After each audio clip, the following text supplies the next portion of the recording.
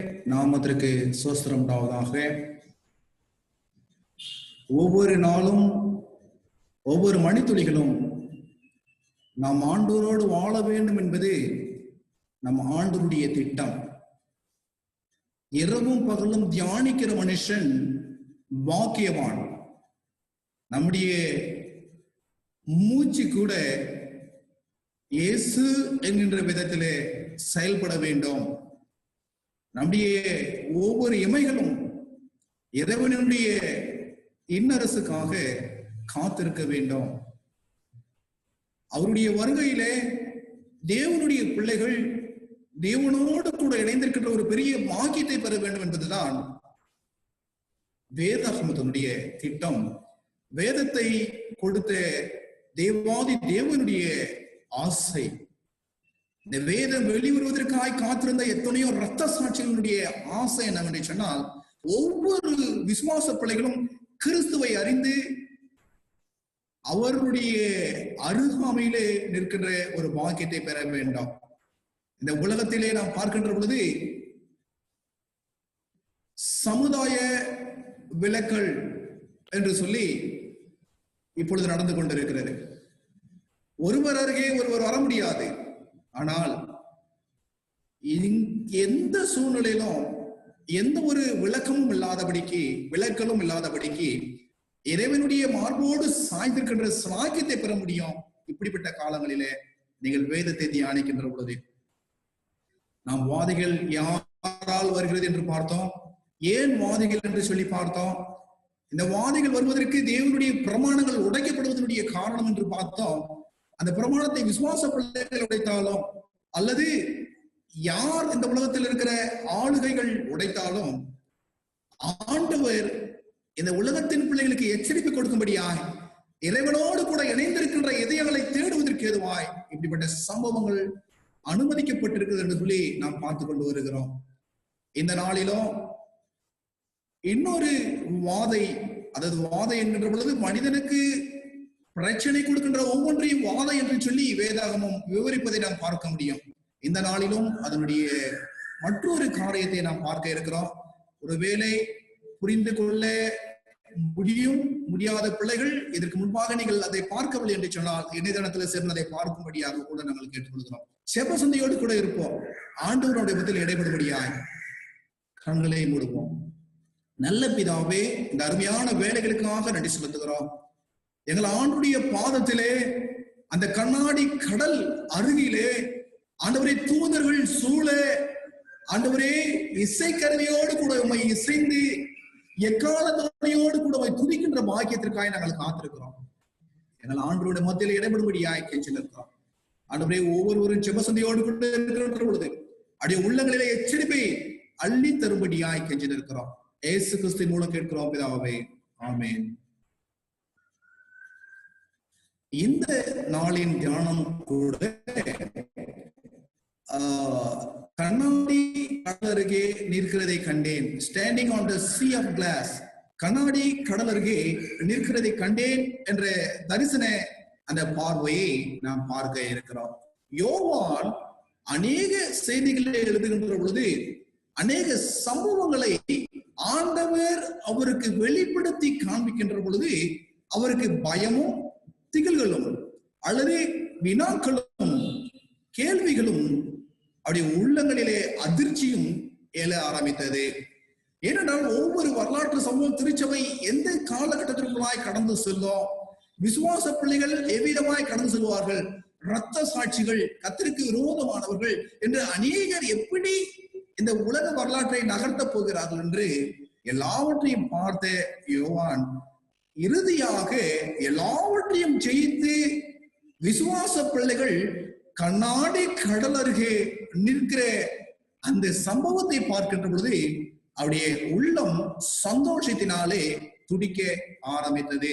வெளிப்படுத்தின விசேஷம் 15வது அதிகாரம் 2வது வசனம், ரெவலேஷன் 15:2. அன்றியும் அக்கினி கலந்த கண்ணாடி கடல் போல் ஒரு கடலையும் மிருகத்திற்கும் அதன் சொரூபத்திற்கும் அதன் முத்திரைக்கும் அதன் நாமத்தின் இலக்கத்திற்கும் உள்ளாகாமல் ஜெயப்பட்டவர்கள் தேவ சுரமண்டலங்களை பிடித்து அந்த கண்ணாடி கடல் அருகே நிற்கின்ற இதையும் கண்டேன். எப்படிப்பட்ட ஒரு பாக்கியம்! ஏனென்றால் தெளிவாய் சொல்றது, மிருகத்தின் சொரூபத்திற்கும் அதனுடைய முத்திரைக்கும் அதனுடைய நாமத்தின் இலக்கத்திற்கும் உடன்படாத படிக்கு இயேசு கிறிஸ்துவினுடைய ரத்தத்தை கொண்டு ஜெயித்தவர்கள், ஜீவனை கொடுத்தவர்கள், ஆண்டவருக்காக நிற்கிற பிள்ளைகள் எங்கு நின்றார்களாம்?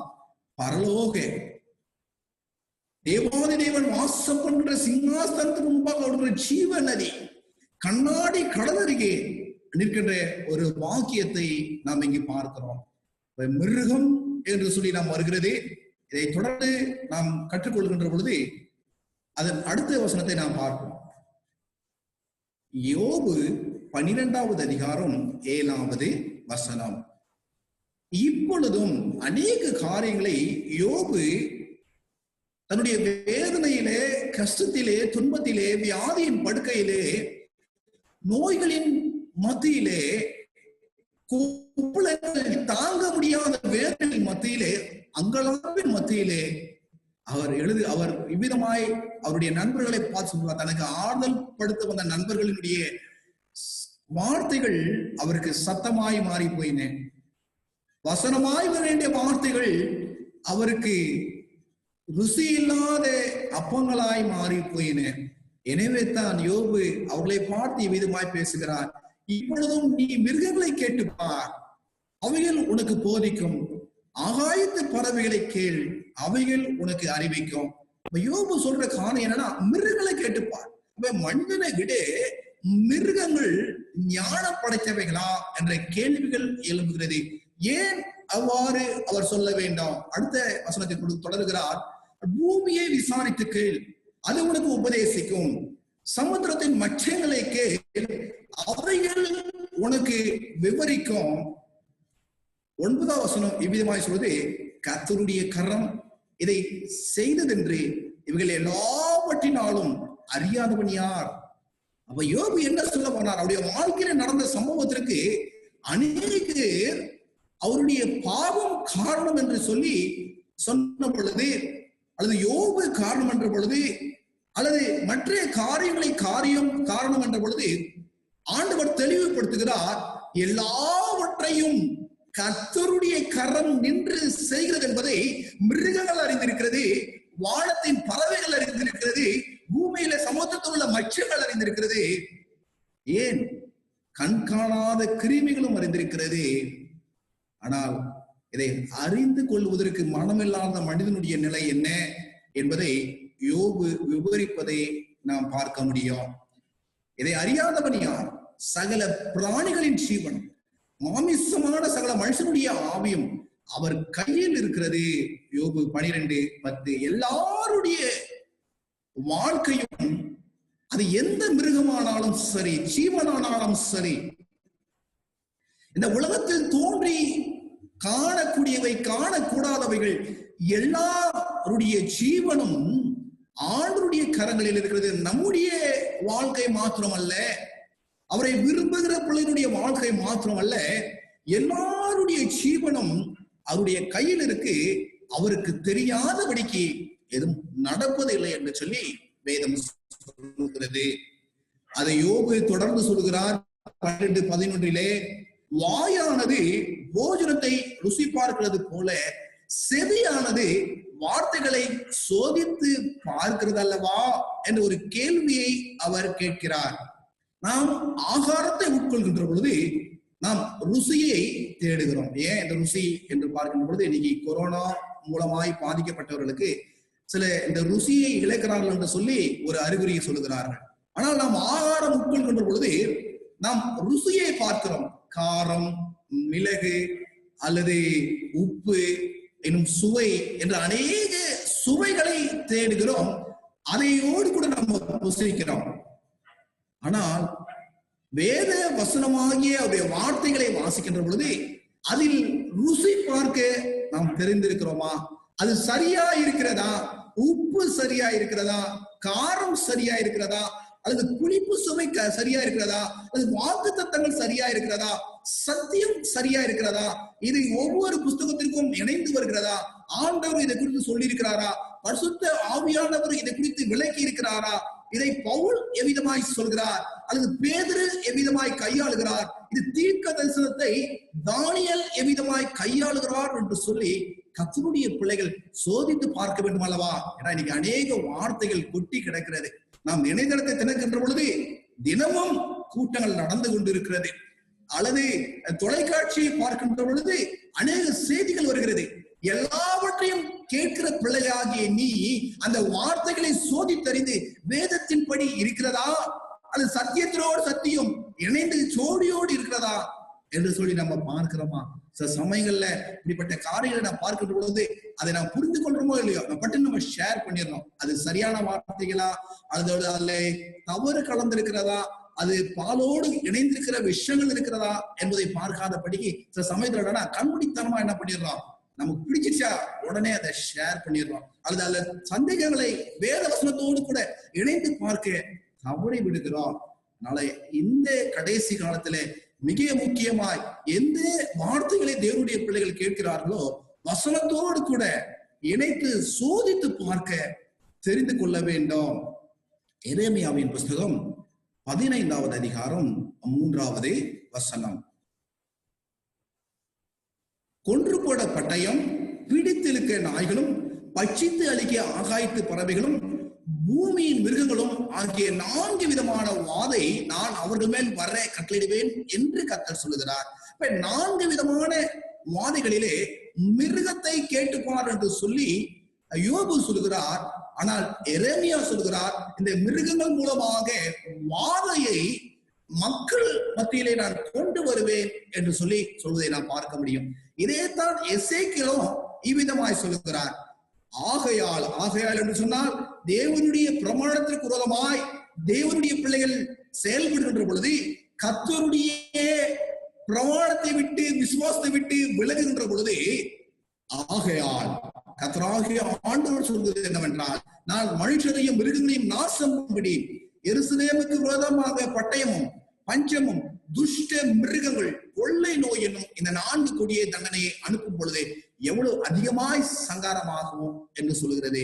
அப்ப நம்ம ஒவ்வொரு காரியத்தை பார்க்கும் பொழுது வேதத்திலே தீர்க்கதரிசிகள் ஒன்று சொல்லியிருக்காங்க சொன்னால் இதுக்கு முன்பாகவே சொல்லப்பட்ட காரியத்தை அவள் திரும்ப எச்சரிப்போடு கூட ஞாபகப்படுத்துகிறார்கள். அந்த கடைசி காலங்களிலே கொள்ளை நோயோடு கூட பஞ்சங்கள் வரும், கொள்ளை நோயோடு கூட துஷ்ட மிருகங்கள் வரும், கொள்ள நோயோடு கூட பூமி எச்சிகள் வரும், கொள்ள நோயோடு கூட வானத்தின் சத்துவங்கள் அசைக்கப்படும், மழை கல்மழை சொல்ல முடியாத அத்தனையும் வரும் என்று சொல்லி வேதம் சொல்வதை தேவனுடைய பிள்ளைகள் உணர்ந்து கொள்ளும்படியா நான் கேட்டேன். ஏதோ ஒண்ணு வரும், அதுக்கப்புறம் தொடர்ந்து இன்னொன்னு வரும், அதுக்கப்புறம் இன்னொன்னு வரும் அப்படின்னு கிடையாது. நம்ம இப்பயே நாம் பார்த்திருக்கிறோம், கொள்ளை நோயை இது உலகம் முழுவதும் ஆட்டி கொண்டிருக்கின்ற பொழுது மழை டெல்லியை ஆட்டி படைத்துக் கொண்டிருக்கிறது, அல்லது வெள்ளங்கள் ஒவ்வொரு பகுதியிலே ஆட்டி படைத்துக் கொண்டிருக்கிறது. இன்னும் புதுமான வியாதிகள், புதுமான பிரச்சனைகள் எல்லாம் உலகத்திலே நம் கண் முன்னாடியே நடந்து கொண்டிருக்கிறது. பஞ்சத்திலே மக்கள் செத்துக் கொண்டிருக்கிறார்கள், போராட்டங்கள், யுத்தங்கள் எல்லாம் இணைந்து வருகின்ற பொழுது மனித குலம் என்ன செய்யும்? இதற்கெல்லாம் காரணம் என்ன? ஆண்டவர் தேவனுடைய பிள்ளைகளுக்கும் எச்சரிப்பை கொடுக்கிறார். லேவியராகமம் 26:22, உங்களுக்குள்ளே வெளியின் துஷ்ட மிருகங்களை வரவிடுவேன், அவைகள் உங்களை பிள்ளைகளற்றவர்களாக்கி உங்கள் மிருக ஜீவன்களை அழித்து உங்களை குறைத்து போக பண்ணும், உங்கள் வழி பாழாய் கிடக்கும். அதை தொடர்ந்து லேவியராகமம் உபாகமத்தை சொல்கின்ற பொழுது 32:24 அவர்கள் பசினால் வாடி எரிபந்தமான உஷ்ணங்களினாலும் கொடிய வாதையில் மாண்டு போவார்கள், துஷ்ட மிருகங்களின் பற்களையும் தரையில் ஊறும் பாம்புகளின் விஷத்தையும் அவர்களுக்குள் அனுப்புவேன். அப்ப இஸ்ரவேல் பிள்ளைகளுக்கு மாத்திரமல்ல, எருசலேம் மக்களுக்கு மாத்திரமல்ல, எவ்விதமா இந்த வார்த்தைகள் இந்த கடைசி காலத்துல வாழ்கின்ற உங்களுக்கும் எனக்கும் இது எப்படி நடக்கும்? அந்த பொல்லாத பாவ உலகத்திலே வாழ்கின்ற இந்த துஷ்டர்களுக்கு, துன்மார்க்கர்களுக்கு, பாவிகளுக்கு எப்படி இது நடக்கும்? ஏனென்றால் தேவனுடைய பிரமாணங்களை மீறுகின்ற பொழுது ஆண்டவர் இதை அனுமதிப்பதை நாம் பார்க்க முடியும். அப்ப எவ்விதமாய் துஷ்ட மிருகங்கள் வந்து அல்லது பாம்பின் விஷம் வந்து பிள்ளைகளை பாழ்கடிக்கும் என்பதை நாம் பார்ப்போம். மனுஷன் இப்ப நம்ம இங்க பார்த்துட்டு இருக்கிறோம். இதை பார்த்து நம்ம பார்க்க போறோம். வாசிப்போம். நீதிமொழிகள் 12:1. புத்திமதிகளை விரும்புகிறவன் அறிவை விரும்புகிறான், கடிந்து கொள்ளுதலை வெறுக்கிறவனோ மிருக குணம் உள்ளவன். அப்ப இன்னைக்கு நம்ம மிருகம் என்கின்ற பொழுது நாம் காத்துட்டு ஏதோ ஒரு மிருகம் எழுந்து வர வேண்டாம். இன்னைக்கு அநேகர் சொல்லிக் கொண்டிருக்கிறார்கள். நம்ம பின்பாக நாம் பார்க்க போகிறோம். பாதாளத்திலே மிருகம் ஆயுத்தமாய் இருந்து கொண்டிருக்கிறது, மிருகம் வெளிவரப் போகிறது என்று சொல்லி அநேக செய்திகள் இணையதள வாயிலாக கொடுக்கப்பட்டுக் கொண்டிருக்கிறது. ஆனால் வேதம் சொல்கிறது, யார் கடிந்து கொள்ளுதலை வெறுக்கிறார்களோ அவர்கள் மிருக குணம் உள்ளவர்கள். அவர்கள் மனிதரா இருந்தாலும், பேசக்கூடியவர்களா இருந்தாலும், அல்லது ஜெபிக்கக்கூடியவர்களா இருந்தாலும், கடிந்து கொள்ளுதலை வெறுக்கிறவர்கள். அதான் வேதம் எதற்காக கொடுக்கப்பட்டிருக்கிறது. அதை நாம் பவுல் தெளிவாக தீமோத்தேயுவுக்கு எழுதுகின்ற பொழுது, வேதம் கடிந்து கொள்வதற்காக வேதம் கொடுக்கப்பட்டிருக்கிறது. பரிசுத்த ஆவியானவர் பாவத்தை குறித்து கடிந்து கொள்வதற்காக கொடுக்கப்பட்டிருக்கிறார். இப்படிப்பட்ட கடிந்து கொள்ளுதலை வெறுக்கிற பிள்ளைகள் யாரா இருந்தாலும் வேதம் அவர்களை மிருக குணம் உள்ளவர்கள் என்று சொல்லுகிறது. சங்கீதத்திலே 49:20, கனம் பொருந்தியவனாயிருந்தும் அறிவில்லாத மனுஷன் அழிந்து போகும் மிருகத்திற்கு ஒப்பாயிருக்கிறான். என்ன சொல்ல பிரயாசப்படுகிறது? மனிதன் எவ்வளவு மகிமை புரிஞ்சவனாயிருந்தாலும், எவ்வளவு உயரமான இடத்திலே அதிகாரத்தோடு கூட அமர்ந்திருந்தாலும், அந்த மனிதன் அறிவை பயன்படுத்தாதிருக்கின்ற பொழுது அவன் மிருகத்திற்கு ஒப்பாயிருக்கிறான் என்று சொல்லி வேதம் நமக்கு தெளிவுபடுத்துகிறது. அதை எரேமியா சொல்லுகின்ற பொழுது 10:14, மனுஷர் அனைவரும் அறிவில்லாமல் மிருக குணம் உள்ளவர்களானார்கள். அப்ப என்னன்னா, இன்னைக்கு எல்லா மனுஷர்களும் சூழ்நிலைகள் மாறுகின்ற பொழுது, சூழ்நிலைகள் வருகின்ற பொழுது, சூழ்நிலைகள் நம்மை தேடி தட்டுகின்ற பொழுது நாம் என்ன செய்கிறோம்னா மிருகமாய் மாறிக்கொள்கிறோம். நமக்குள்ளாக மிருகம் இருந்து நம்மை ஆட்டி படைக்கின்ற காரியத்தை நாம் புரிந்து கொள்ள முடியும். ஒருவேளை இங்க சில படங்களை நான் போட்டிருக்கிறேன், நீங்க பாருங்களேன். மனுஷனா இல்ல, இந்த மனுஷன் ஒருவரை ஒருவர் அடித்து குத்தி அதை பார்க்க 1000 மிருக குணமாய் மாறிட்டாங்க. ஒரு மனுஷன் இறக்கம் அல்லது ஒரு இல்ல, இன்னைக்கு விளையாட்டுல கூட மிருகத்தனம் கலந்திருப்பதை நாம் பார்க்க முடியும். மனுஷர் அனைவரும் என்ன ஆயிட்டாங்கன்னா மிருக குணமுள்ளவர்களாய் மாறி போனார்கள். அதை சங்கீதத்திலே சொல்லுகின்ற பொழுது 73:22, நான் காரியம் அறியாதே மூடரானேன், உமக்கு முன்பாக மிருகம் போல் இருந்தேன் என்று சொல்லி வேதம் சொல்லுகிறது. ஏன் அப்படின்னா, இந்த அடிதடிகளை பார்ப்பதற்கு டிவியில அதுக்கு ஒரு தொலைக்காட்சி, அதை பார்ப்பதற்கு ரசிகர்கள், அது வேதத்தை படிப்பதற்கு பதிலாக இதிலே தங்களை ஈடுபடுத்திக் கொண்டிருக்கிற அநேக விசுவாச பிள்ளைகளும் இருக்கிறாள் என்கிற பொழுது எவ்வளவு மிருக குணமாய் மாறி போனார்கள் பாருங்கள். அடுத்தவனை அடிப்பதை பார்த்து சிரிப்பது, சந்தோஷப்படுவது, அதை விரும்பி பார்த்து மிருக குணமாய் மாறி போகுது. ஏன்னா இதை தொடர்ந்து பார்த்துட்டு இருக்கக்கூடிய குணம் என்ன ஆராய்ச்சியில் சொல்றாங்க என்ன அப்படின்னு சொன்னா, அதே குணம் தான் மாறிடும். அவர்களும் கத்த ஆரம்பிப்பார்கள், அவர்களும் கோபப்படுவார்கள், அவர்களும் மிதிக்க ஆரம்பிப்பார்கள், அவர்களும் சண்டைப்பட ஆரம்பிப்பார்கள். ஏன் அப்படின்னா, அவருடைய உள்ளத்திலே, அவருடைய எண்ணத்திலே சாத்தானானவன் மிருக குணங்களை நிறைப்பதற்கு இந்த தொலைக்காட்சிகளை பயன்படுத்துகிறான். மிருக குணமுள்ளவனாய் மாறி போனான். சங்கீதம் 94:8, ஜனத்தில் மிருக குணம் உள்ளவர்களே உணர்வடைவர்கள், மூடரே எப்போது புத்திமான் ஆவீர்கள். அப்ப என்ன ஜனம் அப்படின்னா, ஆண்டு சொல்ற தான் ஜனத்துல என்ன பண்ணணும்னா உணர்வடையுங்கள் அப்படின்னு சொல்றாரு. இந்த உணர்வு அப்படின் போது அண்டர்ஸ்டாண்டிங், அதான் தேவனை தேடுகிற உணர்வு உள்ளவன். அப்படின்னா என்னன்னா, இன்னைக்கு மனுஷன் மிருக குணமாய் மாறி போனதுனால தேவனை தேடுவதற்கு உணர்வற்று காணப்படுறான். சில சமயங்கள்ல எதுக்கெடுத்தாலும் சிலருக்கு கோபம், எதுக்கெடுத்தாலும் சண்டை, எதுக்கெடுத்தாலும் வார்த்தைகளை உயர்த்தி பேசுறது, எதுக்கெடுத்தாலும் பிரச்சனையா பாக்குறது, எல்லாவற்றையும் நெகட்டிவாகவே எதிர்மறையாவே பாக்குற பழக்கம் உள்ள பிள்ளைகள் மாறி போனாங்க. ஒரு சின்ன காரியத்தை கூட பொறுக்க முடியாதபடிக்கு, அவர்களுக்கு சாதகமா இல்லாத பொழுது அதை எதிராய் பார்க்கிற அநேக பிள்ளைகள் விசுவாச பிள்ளைகளா இருப்பதினால ஆண்டவர் தெளிவாய் சொல்கிறார், ஜனத்திலே மிருக குணம் உள்ளவர்களே, ஒருவேளை இப்படிப்பட்ட குணலட்சணங்கள் உனக்குள்ளாக தேவனுடைய குணத்தை மாற்றுகின்ற, அன்பான குணத்தை மாற்றுகின்ற, பொறுமையை மாற்றுகின்ற, இரக்கத்தை மாற்றுகின்ற, விசுவாசத்தை மாற்றுகின்ற குணங்கள், அதை முன்கோபம் என்று சொல்வார்களே, அப்படிப்பட்ட கோபங்கள், தாபங்கள், குணங்கள், சீர்கெட்ட எண்ணங்கள் உங்களுடைய உள்ளத்துக்குள்ளாக இருக்கும் என்று சொன்னால் தேவனுடைய பிள்ளைகளே உணர்வடையுங்கள். இல்லைன்னா ஒரு கேட்கிற, எப்பொழுது புத்திமானாவார்கள், நீங்க எப்பொழுது திருந்துவீர்கள்? இப்படிப்பட்ட அநேக சம்பவங்களை பார்த்தோம். உங்களுடைய மிருக குணத்தை உங்களால் மாற்ற முடியலன்னா எப்ப நீங்க திருந்த போறீங்க? பிரசங்கி 3வது அதிகாரம் 18 சாலமோன் இவ்விதமாய் எழுதுகிறார்,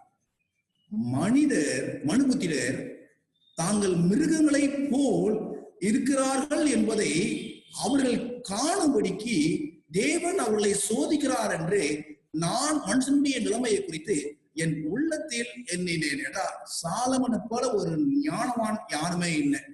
ஏன்னா வரலாற்று சம்பவங்கள் சொல்கிறது, ஆக எறும்புகளுடைய அசைவை கூட, எறும்புகளுடைய இசையை கூட, பேச்சை கூட அவரால் புரிந்து கொள்ள முடியும் என்று வரலாற்று பதிவுகள் செய்யப்பட்டிருக்கிறது. ஒன்று தெளிவாய் புரிந்து கொள்ள வேண்டும். அப்படிப்பட்ட சாலமன் சொல்றாரு, இன்னைக்கு இருக்கிற மனுஷர்கள் அவங்களை யாருன்னு அவங்களுக்கே தெரியல. அதான் சொல்லுவாங்க, நானா இருக்கிறேன், நான் மாறனா, என் பழைய குணம் வந்துச்சுன்னா நான் யார் தெரியுமா, நான் இப்படி இருந்தேன் அப்படின்னு பழைய மிருகங்களை, பழைய குணங்களை அநேக வேலையிலே கர்த்தருக்கு விரோதமாய், மனுஷருக்கு விரோதமாய் கிடையாது. ஏன்னா எந்த ஒரு பாவம் பண்ணாலும் வேதத்திலோ சொல்கிறது கர்த்தருக்கு விரோதமாய் பண்ணுகின்ற பாவம். அப்ப இங்கு சாலமோனுடைய எண்ணம் என்ன சொன்னா, இன்னைக்கு இருக்கிற மனுஷர்கள், இன்னைக்கு இருக்கிற விசுவாச பிள்ளைகள் இன்னைக்கு தங்களை பரிசுத்தவான்னு நினைத்திருக்கிறாங்க. ஆனா அவங்களுக்குள்ள இருக்கிற மிருகத்தை, அவங்களுக்குள்ள இருக்கிற தவறான மிருக குணங்களை அவங்க காணணும். யாரு காணணுமா? அவர்கள் காணும்படிக்கு. அப்ப தேவன் நீங்க நம்ம கேட்கப்பட்ட ஆண்டவரே, எனக்குள்ள இருக்கிற மிருகம், எனக்குள்ள இருக்கிற மிருக குணம் என்னன்னு எனக்கு காமிங்கப்பா. ஒருவேளை அது எனக்குள்ள இருக்கும் அப்படின்னா என் ஆண்டவரே அதை விட்டு வெளியே வந்து மனித குலத்தை, சாதாரண ஒரு மனித குலத்தை நாங்க பெற்றுக்கொள்வதற்கு எங்களுக்கு வழிய காண்பிக்கும்படியா கவனத்தோடு கூட செபத்தோடு கூட அமர்ந்திருக்கும்படியா கேட்டுக்கொள்கிறேன். ஏன் அப்படின்னா உங்களுக்குள்ள இருக்கிற மிருகம் ஏன் ஆண்டவர் அனுமதிக்கிறார் அப்படின்னா தேவன் உங்களை சோதித்து பார்க்கிறார். உங்க நிலைமை என்ன, உங்க உள்ளத்துல என்ன இருக்கு அப்படின்னு சோதித்து பார்க்கிறார். எனவே தேவனுடைய பிள்ளைகளை, இந்த வசனத்தை பார்க்கிற பிள்ளைகள், உங்களுக்குள்ள இருக்கிற குணங்களை மாற்றும்படியாய் நான் கேட்டுக்கொள்கிறேன். ஏன்னா எவ்வளவு வேதவசனம் வாசித்தாலும், எவ்வளவு பிரசங்கம் பண்ணினாலும், எவ்வளவு செபித்தாலும் நம்முடைய உள்ளத்துக்குள்ள மிருகங்கள் தூங்கி கொண்டிருக்கும் அப்படின்னு சொன்னா, அல்லது மிருக குணங்கள் இருக்கும் அப்படின்னு சொன்னா, இன்னும் பச்சரிப்புகள் இருக்குன்னு சொன்னா, இன்னும் பிரிவுகள் இருக்குன்னு சொன்னா, இன்னும் மார்க்க பேதங்கள் இருக்கும் அப்படின்னு சொன்னா, தொடர்ந்து பார்ப்போம். இங்க மாயையான போதகமாய் இருக்கிறது. எரேமியா 10வது அதிகாரம் 8வது வசனம், அவர்கள் யாவரும் மிருக குணமும் மதியீனம் உள்ளவர்கள், அந்த கட்டை மாயையான போதகமாய் இருக்கிறது. அப்ப வேதம் என்னத்தை கற்றுத் தருகிறது? மனிதர்கள் யாவரும் மதியீனம் மாறுகின்ற பொழுது, மனிதருடைய குணங்கள் மாறுகின்ற பொழுது, மனிதனுடைய எண்ணங்கள் மாறுகின்ற பொழுது அவர்கள் புத்தி இழந்து மிருக குணத்தை உடையவர்களாய் மாறுகிறார்கள். அவங்களுக்குள்ள என்ன போதகம் இருக்கும், அந்த போதகத்தை பார்க்கும்போது மாயையான போதகமா இருக்கிறது. அதை ஆங்கிலத்தில் சொல்லும்போது the doctrine of vanities. அப்ப என்னன்னா மாயை, அவருடைய போதகம் மாயை.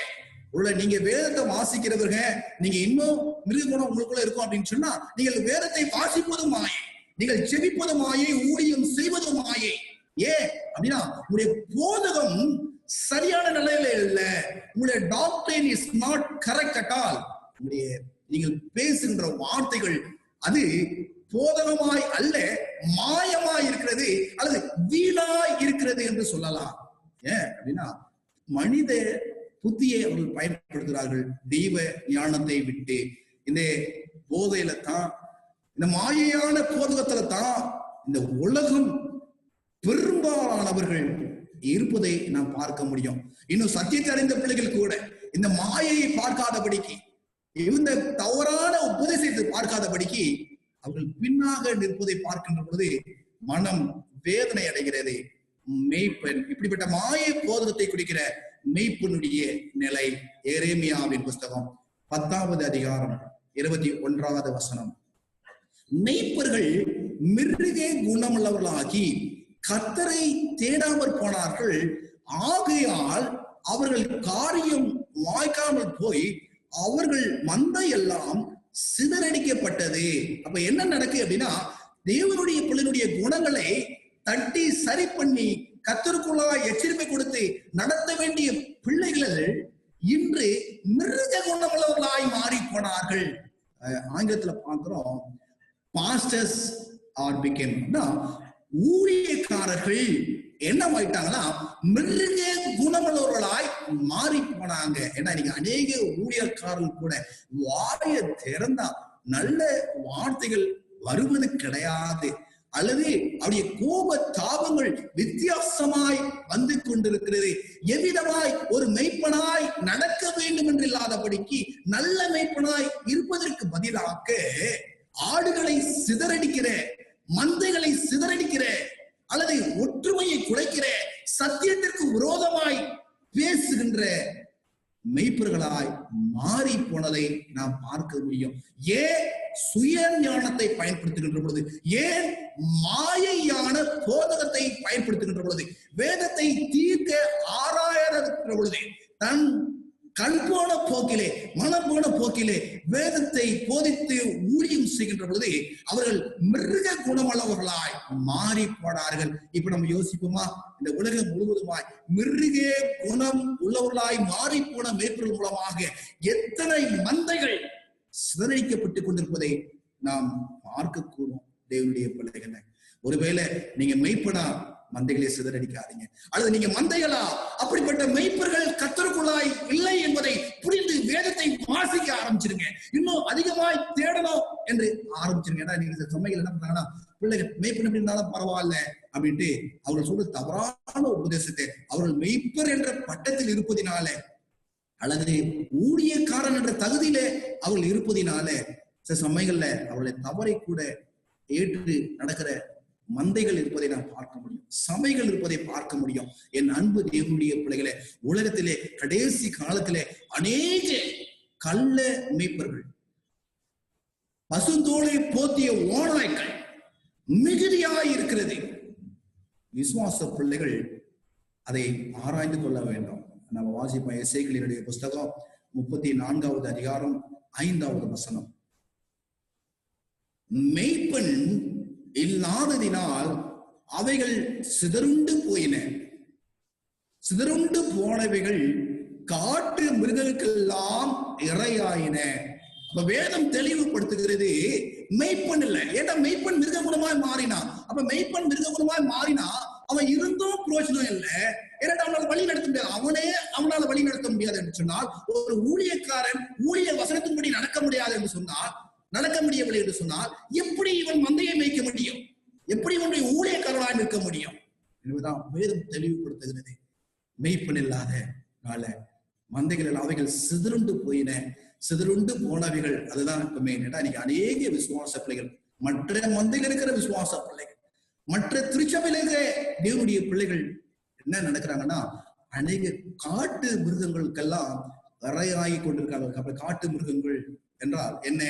மெய்ப்பெண் மிருக குணமா மாறினா அப்படின்னா, வசனத்தை அறியாதவர்கள் சொல்கின்ற பொய்களை, கட்டுக்கதைகளை இவர்கள் நம்பி என்ன பண்றாங்கன்னா, இணையதளத்தின் மூலமாக, தொலைக்காட்சியின் மூலமாக, அல்லது ஜூம் அல்லது என்னவோ காரியங்கள் மூலமாக இன்னைக்கு சீர்கெட்டு போய் கொண்டிருப்பதை நாம் பார்க்க முடியும். என் தேவனுடைய பிள்ளைய ஆண்டவர் இன்னைக்கு அட்லீஸ்ட் நம்ம தொலைக்காட்சி மூலமாக, இணையதளத்தின் மூலமாக நாம் ஒன்று சேர்க்கிறோம். இனி காலங்கள் வரும், இது கூட இல்லாமல் போக காலம் வரும். அப்ப எதை பார்த்து நாம் கத்துக்க போறோம்? எனவே ஆண்டவர் நமக்கு முன்மாதிரியாக வேதத்தை கொடுத்திருக்கிறார். வேதத்துல உட்காருவோம், வேதத்தை திறப்போம், வசனத்தை ஆராய்வோம், ஆண்டவருக்குள்ள நம்ம ஒப்பு கொடுப்போம். அப்படி இல்லைன்னா என்ன நடக்கும் பாருங்க. ஒரு பிக்சர் போட்டுக்கிறேன், தயவுசெய்து இந்த பிக்சரை தயவுசெய்து கவனிக்கும்படியாக கேட்டுக்கொள்கிறேன். மந்தைகள் சிதறடிக்கப்படுகிறது. இன்னைக்கு பிசாசானவன், வலுசத்துவமானவன் விசுவாச பிள்ளைகளை உயிரோடு விழுங்கிட்டு இருக்கிறான், உயிரோடு விளங்கிட்டு இருக்கிறார். சர்வமானது நீங்க அநேக பிசாசுகள் பிள்ளைகளை உயிரோடு அல்லது மிருக குணமுள்ள மெய்ப்பெண் உயிரோடு மொழிகிக் கொண்டிருக்காங்க. அநேக சபைகள் விசுவாச பிள்ளைகளை உயிரோடு மொழிகிட்டு இருக்கிறாங்க. ஏன்னா சில சமயங்கள்ல இந்த படங்கள்ல இந்த ஜாக்கிரபி சேனல்ல பார்க்கின்ற பொழுது அது காலை பிடிச்சுக்கும். காலை பிடிச்சிட்டா கை இருக்கும், கத்துறதுக்கு வாய் இருக்கும், எப்படின்னா தப்பிக்கலாம் அப்படின்னு யோசிக்கும். ஆனா இங்க பாருங்க, இந்த பாம்பு கையங்காலையும் பிடிக்கல, தலையை பிடிச்சிருச்சு. கத்த முடியாது, அசைக்க முடியாது, யோசிக்க முடியாது. இன்னைக்கு அநேக விசுவாச பிள்ளைங்க அநேக திருச்சபைகளிலே இந்த மிருக குணமாய் மாறி போன மேற்பனுடைய கரங்களிலே மாட்டிக்கொண்டு தவிக்க முடியாதபடிக்கு இப்படிப்பட்ட நிலையில தான் இருக்கிறாங்க. அதனாலதான் ஆண்டவர் சில காரியங்களை அனுப்புகின்ற பொழுது விசுவாச பிள்ளைங்க இதை விட்டு வெளியே வரணும் அப்படின்னா மிராக்கிள் நடக்கணும், அதிசயம் நடக்கணும். இல்லைன்னா வேற வழி இல்லை. இல்லைன்னா ஆண்டவர் தொடணும், இல்லைன்னா வேற வழி இல்லை. விசுவாச பிள்ளைகளை ஒருவேளை இதை நீங்க பார்த்து கொண்டு இருப்பீங்கன்னா, உங்களுடைய போதகருடைய முன்பாக நீங்க எப்படி இருந்தீங்க அப்படின்னு சொன்னா, அல்லது உங்களுடைய கள்ள தீர்க்கதரிசிகள் மத்தியில அவளை நம்பி உங்களுடைய தலைய அல்லது உங்களுடைய எண்ணத்தை உங்களுடைய தீர்மானிக்கின்ற சக்தியை அவருடைய கரங்களிலே நீங்க கொடுத்திருப்பீங்க அப்படின்னு சொன்னா, ஒரு விஷயம் சிவம் பண்ணுங்க. இப்படி ஆண்டவர் எப்படிப்பட்டவர் தெரியுமா? பாம்பு மீனினுடைய வயிற்றிலிருந்து கடலுக்குள்ள இருந்து அப்படியே கக்கி போட வச்சாரு யோனாவை. உங்களையும் செய்ய முடியும். இந்த மிருக குணமான மக்கள்கிட்ட இருந்து, மேய்ப்புகிட்ட இருந்து, ஊழியர்கிட்ட இருந்து உங்களை தப்பி வைக்க முடியும். ஏன் அப்படின்னா காட்டு மிருகங்கள் எல்லாம் என்ன ஆச்சுன்னா சாப்பிட ஆரம்பிச்சது. இன்னைக்கு சத்தியத்திற்குள்ளா இல்லாத பிள்ளைங்க சபையாய் அலைந்து கொண்டு இருக்கிறாங்க. ஒவ்வொரு இடமா ஒவ்வொரு நாளும் இது அது இது இது அப்படின்னு சொல்லி அலைந்து உண்மையான சத்தியத்தை படிப்பதற்கு நேரம் இல்லாதபடிக்கு இன்னைக்கு ஏமாந்து கொண்டிருக்கிறாங்க. ஏண்டா சொந்தல ஒண்ணு கேட்கும் பொழுது ஒரு தவறான உபதேசம் தலையில வருகின்ற பொழுது இன்னொன்றை அது திரும்ப கேட்கின்ற பொழுது இன்னொரு தவறான உபதேசங்கள் இப்படி வரும் பொழுது நம்முடைய எண்ணத்தை மாற்றுகிறது, நம்முடைய விசுவாசத்தை குலைத்து போடுற விதத்துல இருக்கிறது. ஆனா நீங்க வேதத்தை ஆராய்ந்து பாருங்க, சரியான சத்தியத்தை கேட்டு பாருங்க, ஆண்டவர் உங்களை வழி நடத்துவதை உங்களால் உணர முடியும். ரோமர் 1:23 அழிவில்லாத தேவனுடைய மகிமையை அழிவுள்ள மனுஷர்கள், பறவைகள், மிருகங்கள், ஊரும் பிராணிகள் ஆகிய இவருடைய ரூபங்களுக்கு ஒப்பாக மாற்றினாங்க. அப்ப என்ன நடக்குன்னா, இப்படிப்பட்ட மெய்ப்பர்கள் என்ன செய்யறாங்க, அவர்கள் சொல்லுகின்ற சத்தியம் வேத சத்தியமா இல்லைனாலும் மக்களை அதற்கு ஏதுவாய் மாற்றி விடுகிறார்கள். சில மெய்ப்பர்கள் என்ன பண்றாங்க அப்படின்னு சொன்னா, தேவனுடைய ரூபத்தை மனுஷனுடைய ரூபமா கொண்டு வந்துடுறாங்க, மிருகத்தினுடைய ரூபமா கொண்டு வந்துடுறாங்க. சில சமயங்களில பறவைகளுடைய ரூபமா கொண்டு வந்து தேவனுடைய மகிமையை மாற்றுவதனால ஆண்டவர் என்ன பண்றாருன்னா, உயர்ந்தவர் அவர்களோடு கூட போராடி கொண்டிருப்பதை நாம் பார்க்க முடியும். 2 பேதுரு 2:16 தன்னுடைய அக்கிரமத்து நிமித்தம் கண்ணிந்து கொள்ளப்பட்டான். பேசாத மிருகம் மனுஷர் பேச்சை பேசி தீர்க்கதரிசியினுடைய மதிக்கேட்டை தடுத்தது. அப்ப நம்ம பேதுருல நம்ம வாசிக்கும் போது என்ன பண்றோம் அப்படின்னா, மிருகம் பேசாது, மிருகம் அப்படிப்பட்ட மிருகம் கூட பேசுகின்ற மிருகம் ஆகிய தீர்க்கதரிசியினுடைய மதிக்கேட்டத்திற்கு மதிக்கேடு உள்ளவர்கள் என்ன சொல்றா வேதம், அவர்கள் மதிக்கேடு உள்ளவர்கள், மதியை உபயோகிக்காதவர்கள் மிருகம் என்று சொல்லுகிறது, மிருக குணம் உள்ளவர்கள் என்று சொல்லுகிறது. அப்ப இந்த தீர்க்கதரிசி இந்த இடங்களிலே மிருகமாய் மாறி போனார். மிருகமாய் இருப்பது கூட எதற்கு என்ன இருக்கு, தேவதூதன் இருப்பதை பார்க்க முடிந்தது. இன்னைக்கு இருக்கிற விசுவாச பிள்ளைகளால கூட, அநேக ஊழியக்காரர்களால கூட, அநேக தீர்க்கதரிசி என்று சொல்லுகிறார்களே அவர்களால் கூட வேத வசனத்தை பார்க்க முடியல. கற்பனையை சொல்றாங்க, தங்களுடைய கற்பனைகளை சொல்லிக் கொண்டிருக்கிறார்கள், தங்களுடைய பாரம்பரியத்தை சொல்லிக் கொண்டிருக்கிறார்கள், தங்களுடைய கனவை விவரிக்கிறார்கள், தங்களுடைய எண்ணத்தை கொண்டு வருகிறார்கள் ஒழிய வேத வசனங்களை ஆராய்ந்து வசனத்தை கொண்டு நடத்துகிற பிள்ளைகள் இந்த உலகத்துல குறைந்து போயிட்டாங்க. எனவே தான் அந்த திருவசனுடைய மதி கேட்ட என்ன படிச்சுன்னா, பேசாத அந்த கழுதை பேசி அதை தடுத்தது. ஆனா அவன் திருந்தினாரா? நம்ம பார்ப்போம். யூதாவின் புஸ்தகம் 1:10 இவர்கள் தங்களுக்கு தெரியாதவைகளை தூஷிக்கிறார்கள், புத்தி இல்லாத மிருகங்களை போல சுவாபத்தின்படி தங்களுக்கு தெரிந்திருக்கிறவர்களாலே தங்களை கெடுத்துக் கொள்கிறார்கள். அப்ப வேத வசனம் என்ன சொல்லுது அப்படின்னு சொன்னா பாருங்க, speak evil of those things which they know not. அது இங்கிலீஷ் நல்லா போட்டிருக்கு, நம்மள காட்டினோம். என்ன அப்படின்னா அவங்களுக்கு தெரியாததை அவங்க பேசுறாங்க. அப்ப அவங்களுக்கு தெரியாதது அப்படின்னா வேதத்துல இல்லாதது, வேதம் விலைக்கு சொல்லாதது. வேதத்தில் இருக்கும் அப்படின்னு சொன்னா ஒரு ஆசிரியர் மறந்திருந்தாலும் இன்னொரு ஆசிரியர் அதை எழுதியிருப்பார். ஒரு புஸ்தகத்திலே அது இல்லை என்றாலும் வேற ஒரு புஸ்தகத்தில் எழுதியிருக்கும். அப்ப அதை புரிந்து கொள்ள முடியும், அதை அறிந்து கொள்ள முடியும், அதை தெரிந்து கொள்ள முடியும். ஆனால் இப்படிப்பட்ட புத்தி இல்லாத தீர்க்கதரிசிகள் என்று சொல்லுகிறவர்கள், நினைத்துக் கொள்கிறவர்கள், தங்களை தீர்க்கதரிசி என்று சொல்லி நினைத்துக் கொள்கிறவர்கள், அல்லது புத்தியை உபயோகிக்காதவர்கள், மதியை பயன்படுத்தாதவர்கள், அறிவை யோசிக்காதவர்கள், வேதத்தை முக்கியப்படுத்தாதவர்கள், தங்களுடைய புகழை மாத்திரமே நம்பி தங்களுக்கு பின்னாடி இருக்கிற திரளான கூட்டத்தை நாசம் பண்ணுகிறவர்கள், தவறான பாதையில நடத்துகிறவர்கள், அவங்க என்ன பண்ணாங்கன்னா அவங்களுக்கு தெரியாததை சொல்லி கொடுத்துட்டு இருக்கிறாங்க, அவங்களுக்கு தெரியாததை பேசிட்டு இருக்கிறாங்க, காணாததை தன்னுடைய எண்ணங்களில் வருகின்ற தோற்றங்களை பேசுகிறார்கள் ஒழிய ஆண்டவர் வெளிப்பாடு அல்ல.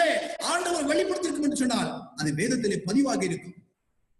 தேவனுடைய பிள்ளைகளை இன்னைக்கு அவங்களுடைய சுய எண்ணத்தின் மேல போக நினைக்கிறீங்களா? அது உங்களுடைய திருச்சபையினுடைய போதவராக இருக்கட்டும், அல்லது உங்களுடைய திருச்சபையினுடைய தலைவர்களா இருக்கட்டும், அது யாரா இருக்கட்டும், அல்லது உங்களை வழி நடத்துகின்ற இந்த உலகத்திலே சொல்லுகின்ற அநேக திருசீலா இருக்கட்டும், இல்ல ஆயிரமா லட்சமாய் அவர் முன்பாக கூடி அற்புதங்கள் செய்கிறவர்களா இருக்கட்டும், இன்னைக்கு தெரியாதவர்களை என்ன பண்றாங்கன்னா அவர்கள் பேசிக்கொண்டு வேதத்தில் இல்லாதவர்களை செய்து, வேதம் சொல்வது தங்களை கெடுத்துக் கொள்கிறார்கள். Corrupt themselves. அவங்களே கெடுத்துக் கொள்றாங்க. நான் சந்தோஷம் எப்படி யோசிப்பேன் அப்படின்னா, அவங்களை கெடுத்தா பிரச்சனை கிடையாது. ஆனா அவங்களால எத்தனையோ ஆயிரம் பேர் கெடுறாங்களே, அது இன்னும் வேதனை. ஒரு ஊழியக்காரன் கெட்டு போகிறது பாவம். ஆனா அந்த ஊழியக்காரன் மூலமா அநேக ஆத்மாக்கள் நாசமாகிறதே, அநேக குடும்பங்கள் நாசமாகிறதே, அது எவ்வளவு பெரிய பாவம். அந்த உணர்வுலாத படிக்கு இந்த மிருக குணமுள்ள ஊழியர்கள், மெய்ப்பர்கள், போதவர்கள், அது பாஸ்டர்ஸ் அது சொல்றாங்க இல்லையா, தீர்க்க தரிசிகள் என்று சொல்கிறாங்களே, நாங்க கடைசி காலத்திற்கு தரிசிகள், ஆண்டவர்களுக்கு வெளிப்படுத்துறான்னு சொல்றாங்களே, அவர்களை கெடுத்துக் கொள்கிறார்கள். நம்ம எந்த ஒரு காரியத்தையும் எரேமியா சொல்கின்ற பொழுது நாம் பார்த்தோம், எசேக்கியேல் சொல்கின்ற பொழுது அவர்கள் லேவியராகமத்திலும் உபாகமத்திலும் இருப்பதை எடுத்து மேற்கோள் காட்டி சொல்வதை நாம் பார்க்க முடியும். ஆனால் இன்று அப்படி நடக்கல. யூதால எழுதுகிறாரு, யூதா 1:11, இவர்களுக்கு ஐயோ, இவர்கள் காயினுடைய வழியில் நடந்து பிழையாம் கூலிக்காக செய்த வஞ்சகத்திலே விரைந்தோடி கோரா எதிர்த்து பேசின பாவத்துக்குள்ளாகி செட்டு போனார்கள். அப்ப என்ன சொல்ல வரார் யூதா? ஒரே புஸ்தகம் தான் எழுதியிருக்கிறாரு, ஒரே சாப்டர் அதுதான் இருக்கு. இந்த வசனத்துல எவ்வளவு அர்த்தங்கள் இருக்கு தெரியுமா? ஆவியாருடைய உதவியோடு கூட படிக்கின்ற பொழுது அவர் தொடங்குறாரு, ஆதியாகமத்துல தொடங்குறாரு. அந்த ஆதியாகமத்துல காயனை அவர் குறிப்பிடுகின்ற பொழுது காயனுடைய வழி அங்க சொல்லிருக்கலாம், வேற என்ன சொல்லிருக்கலாம், காயனுடைய வழி அப்படின்னா காயனுடைய தொழுகை. இந்த கடைசி காலத்துல காயனுடைய தொழுகை தான் இருந்து கொண்டிருக்கிறது. எனவே தான் அதை யூதா ஞாபகப்படுத்துறாரு, இவர்களுக்கு ஐயோ, இவர்கள் காயனுடைய வழி, அதாவது காயன் எவ்விதமாக தொழுது கொண்டான், தன்னுடைய மனதனுடைய போக்கை, தன்னுடைய மனதனுடைய எண்ணத்தை, தன்கிட்ட இருக்கிறத காய்கறிகளை கொண்டு குவிச்சு தொழுது கொள்றான். இன்னைக்கும் மனுஷர்கள் எங்களுக்கு இன்னைக்குதான் எங்களுக்கு ஃப்ரீ, எங்களுக்கு இதுதான் சரி, என்னுடைய சூழ்நிலை இது அப்படின்னு அவர்கள் நினைத்த பிரகாரமாய் தொழுது கொள்கிறார்கள். ஆனா அப்படிப்பட்டவர்கள் வேதம் சொல்லுது இவர்களுக்கு ஐயோ, ஆண்டவரை குறித்து கவலைப்படுவது கிடையாது. ஏன் அப்படின்னா ஆபேலுடைய பலியை பாருங்க, ரத்தம் சிந்தப்படும். இவருடைய வாழ்க்கையில அநேக தியாகங்கள் செய்து ரத்தங்கள் சிந்தப்படணும். ஆனா ரத்தம் சிந்துவதற்கு ஆயத்தமா இல்லை, நம்முடைய வாழ்க்கையை தியாகமாய் கொடுப்பதற்கு ஆயத்தமா இல்லை. ஈஸி காய்கறியை கொண்டு போய் என்ன பண்றாங்க, அவங்களுக்கு என்ன முடியுமோ அதை வச்சுட்டு கொண்டிருக்கிற மாதிரி. நீங்க ஆபேல் ரத்தம் சிந்துதல் இல்லாமல் பாவ மன்னிப்பு இல்லை என்பது உணர்ந்தவனாய், தன் தாய் தகப்பனுடைய வார்த்தைக்கு கட்டுப்பட்டவனாய், அவர்கள் சொல்லிக் கொடுத்த போதகத்தை அறிந்தவனாய் என்ன பண்றான் அப்படின்னா, அந்த உண்மையான தேவனை, தேவன் சொல்கின்ற வழியிலே மனிதனுடைய வழி கிடையாது. வேற தெளிவா சொல்றது, மனிதனுடைய வழிகள் செம்மையாய் தோன்றுகிற வழி உண்டு, ஆனால் முடிவோ மரண வழி என்று சொல்கிறது. காயனுக்கு செம்மையாய் தோன்றுகிற வழி இருந்தது, அதனுடைய முடிவு மரணமாயிடுச்சு. அடுத்தனுடைய மரணத்துக்கு காரணமாய் மாறி போனது. தேவனுடைய பிள்ளைகளை இன்னைக்கு தொழுக பெரிய பிரச்சனை. யாரால? இந்த கள்ள தீர்க்கதரிசியால, இந்த கள்ள போதகரால இன்னைக்கு தொழுகையே, உண்மையான தொழுகை மாறி வந்து கொண்டிருக்கிறது. தொழுகையினுடைய நாள் மாறியது, தொழுகையினுடைய முறைகள் மாறியது. அதுக்கப்புறமா பாக்குறோம், பிள்ளையாம் கூலிக்காக செய்த இந்த யூதா ஆதி ஆகமத்தை தொடங்கி பிள்ளையாமுக்கு வர்றாரு. பிள்ளையாம என்னாகமத்துல ஒரு குறித்து நம்ம வாசிக்கிறோம். என்னாகமத்துக்கு வர்றாரு. அந்த என்னாகமத்துல நடக்கிற சம்பவம் என்ன? பிள்ளையாம். யாரு பிள்ளையாம்? ஒரு தீர்க்கதரிசி. இந்த தீர்க்கதரிசி என்ன? ஆண்டவர் சொல்வதை மக்களுக்கு சொல்லணும். ஆனா இவன் ஆண்டவர் சொல்லுவதை மக்களுக்கு சொல்லாம கூலிக்காக, வயிற்றுக்காக, பிழைப்புக்காக, புகழுக்காக, உயர்வுக்காக, பெருமைக்காக செய்யற ஒரு தீர்க்கதரிசியா இவன் இருப்பதனால இவன் என்ன பண்ணானா, அந்த கூலிக்கு ஆசைப்பட்டு வஞ்சகத்துக்கு அடிமைப்பட்டு ஓடி போகிற காரியத்தை பேச முடியும், பார்க்க முடியும். நம்ம யோசிக்கலாம், ஆண்டவர் இடைப்பட்டு கழுதை மூலமா பேசுறாரு. இந்த மதிக்கேட்ட திருத்த ஆண்டவர் கழுதையை பயன்படுத்துறாரு. ஆனா என்ன பண்ணல அப்படின்னா, இந்த தீர்க்கதரிசி தன்னுடைய எண்ணத்தை மாத்திக்கல, தன்னுடைய வழியை மாத்திக்கல. ஆண்டவர் இடைப்படுகிறார், ஆண்டவர் பேசுறாரு. கழுதை பேசுறாரு கேட்கல, ஆண்டவர் பேசுறாரு. ஆண்டவர் பேசுவதற்கும் என்ன சாப்பிடலன்னா, இவர் செவிய சாய்க்காதபடிக்கு ஓடுறாரு. ஆனா சொல்றாரு, ஆண்டவரே நீங்க என்ன சொல்றீங்களோ, நீங்க என்ன வார்த்தையை வாயில வைக்கிறீங்களோ அதுதான் அதுதான் அதுதான் அதுதான் அப்படின்ட்டு போய் கடைசியில இஸ்ரவேல் பிள்ளைகள் பாவத்திற்குள்ளாய் கடந்து செல்வதற்கு, வேசித்தனத்திற்குள்ளாய் கடந்து செல்வதற்கு, உலக மாயையிலே கடந்து செல்வதற்கு காரணமாய் இந்த பிள்ளையாம் அமைந்து விடுகிறார். இன்னைக்கு கூட அநேக ஊழியக்காரங்க நாங்க தரிசனத்தை சொல்றோம், கடவுள் சொல்றதுதான் சொல்றோம் அப்படின்னு இன்னைக்கு எத்தனை பிள்ளைகளை மாயையான உலகத்தின் கள்ள உபதேசமான வேசித்தனத்திற்குள்ளாக வழி நடத்துவதை நாம் பார்க்க முடியும். தேவனுடைய பிள்ளைகளை காயனுடைய வழி நடத்துகின்ற ஊழியக்காரனா நீ இருப்பானா? பிள்ளையாம் எப்படி கூலிக்காக அவனுக்கு நிறைய இருந்தது, ஒரு தீர்க்கதரிசி. ஆனா என்ன பண்ணனா, கடவுளுமே பேசினாரு. நீங்க ஊழியக்காரன் சொல்லலாம், ஆண்டவர்களை வழி நடத்தினார் சொல்லலாம். அந்த ஊழியக்காரன் இன்னைக்கு ஆண்டவர் உங்கள்ட்ட பேசுறாரு, கூலிக்காகவா வசனத்துக்காகவா? பிள்ளையாம் மரித்து போனான், கொல்லப்பட்டான் பட்டயத்தினால. உங்களுடைய நிலைமை நீங்க யோசித்து பாருங்க. அதுக்கப்புறம் கோரா எதிர்த்து பேசின பாவத்திற்குள்ளாகி கெட்டு போனார்கள். இந்த கோரா யார்? நீங்க வேதத்திலேயே அம்மா வாசித்து பாருங்க, புத்தகத்துல இதை பத்தி நிறைய வாசிக்கலாம். மோசே கர்த்தருடைய பணியை செய்யும்படியாய் தெரிந்து கொள்ளப்பட்ட ஊழியக்காரர். மோசையோடு கூட ஆண்டவர் முகமுகமாய் பேசினார். மோசே நினைக்கும் பொழுதெல்லாம் ஆண்டவரோடு கூட பேசினார். ஆண்டவரும் மோசையோடு கூட பேசினார். ஆசரிப்பு கூடாரத்திலே, மகாபலான ஸ்தலத்திலே மோசே நிற்கின்ற பொழுதெல்லாம் ஆண்டவர் கேருபின் மத்தியில் இருந்து அவரோடு கூட பேசினார். அது மாத்திரமல்ல, சீனாய் மலையிலே சென்று இந்த உலகம் எவ்விதமாய் வாழ வேண்டும் என்பதற்காக தேவனால் கொடுக்கப்பட்ட 10 பிரமாணம், அவர் கைப்பட எழுதின பிரமாணத்தை சுமக்கிற பாக்கியத்தை பெற்ற ஒரு ஊழியக்காரனாய் வந்தார். ஆனா இங்க கோரா எழுப்பி, நீ மாத்திரம்தான் கடவுள் தெரிந்து கொண்டவனா, நீ மட்டும்தான் ஊழியக்காரரா என்று சொல்லி எதிர்த்து பேசுகின்ற ஒரு நிலை வருகின்ற பொழுது அவர்கள் மத்தியிலே ஆண்டவர் மோசையில ஒண்ணு சொல்ல முடியல. மோசே இங்க ஒண்ணு பேசாதபடிக்கு அதை ஆண்டவர் பார்த்துக்கிட்டோம் அப்படின்னு சொல்லிட்டா. இன்னைக்கு கூட மோசே என்கின்ற பொழுது இன்னைக்கு கர்த்தருடைய ஊழியக்காரர்கள், கர்த்தருடைய ஊழியக்காரர்கள் எவ்விதமாய் ஆண்டுடைய பிரமாணத்தை உடைத்து போட்டாலும் 2வது முறையாக அந்த பிரமாணத்தை வாய்ந்தவர்கள், பிரமாணம் இருக்கிறது சொல்கின்ற பிள்ளைகள். ஆனா இன்னைக்கு பிரமாணத்தை உடைக்க நினைக்கிற பிள்ளைகள் கோராகை சார்ந்தவர்கள், பிரமாணத்துக்கு விரோதமாய் செயல்படுகிறவர்கள் கோராகை சார்ந்தவர்கள். நாங்களும் ஊழியக்காரர்கள், நாங்களும் தரிசனம் பெற்றிருக்கிறோம், நாங்களும் ஜெபித்திருக்கிறோம், நாங்களும் சபையை உண்டாக்கிக்கிறோம், 1000 எங்க முன்னாடி வராங்க அப்படின்னு கர்த்தருடைய பிள்ளைகளுக்கு விரோதமாய், கர்த்தருடைய பிரமாணத்துக்கு விரோதமாய், தேவாதி தேவனுக்கு விரோதமாய் இன்னைக்கு எதிர்த்து பேசிக் கொண்டிருக்கிற மிருக குணமுள்ள தீர்க்கதரிசிகளே அல்லது ஊழியர்களே, ஆண்டவர் பேசுவதை கேளுங்க. ஏண்டா இவர்கள் எல்லாம் என்ன பண்ணாங்கன்னா கர்த்தருக்கு விரோதமாய் மாறி போனாங்க. வேதம் நமக்கு தெளிவுபடுத்துகிறது. அவர் மிருகம் என்கின்ற பொழுது, துஷ்டம் மிருகம் என்கின்ற பொழுது மனிதன் மிருகமாய் மாறுகிறார். அதுக்கு நமக்கு வேதத்திலே ஆண்டவர் உதாரணத்தை கொடுத்திருக்கிறார், அல்லது வேதத்திலே வரலாற்றை கொடுத்திருக்கிறார். உதாரணம் என்பதை காட்டிலும் நல்ல வரலாற்று சம்பவத்தை ஆண்டு கொடுக்கிறார். மனிதன் எவ்விதமாய் மிருகமாய் மாறுகிறார். தானியேலின் புஸ்தகம் 4வது அதிகாரம் 16வது வசனம். அவருடைய இருதயம் மனுஷ இருதயமாயிராமல் மாறும்படி மிருக இதயம் அவனுக்கு கொடுக்கப்பட்டதே. அவனுக்கு மிருக இருதயம் கொடுக்கப்பட்டது. யார்? நேபுகாத் நேச்சர் என்பதை நாம் புரிந்து கொள்ள முடியும்.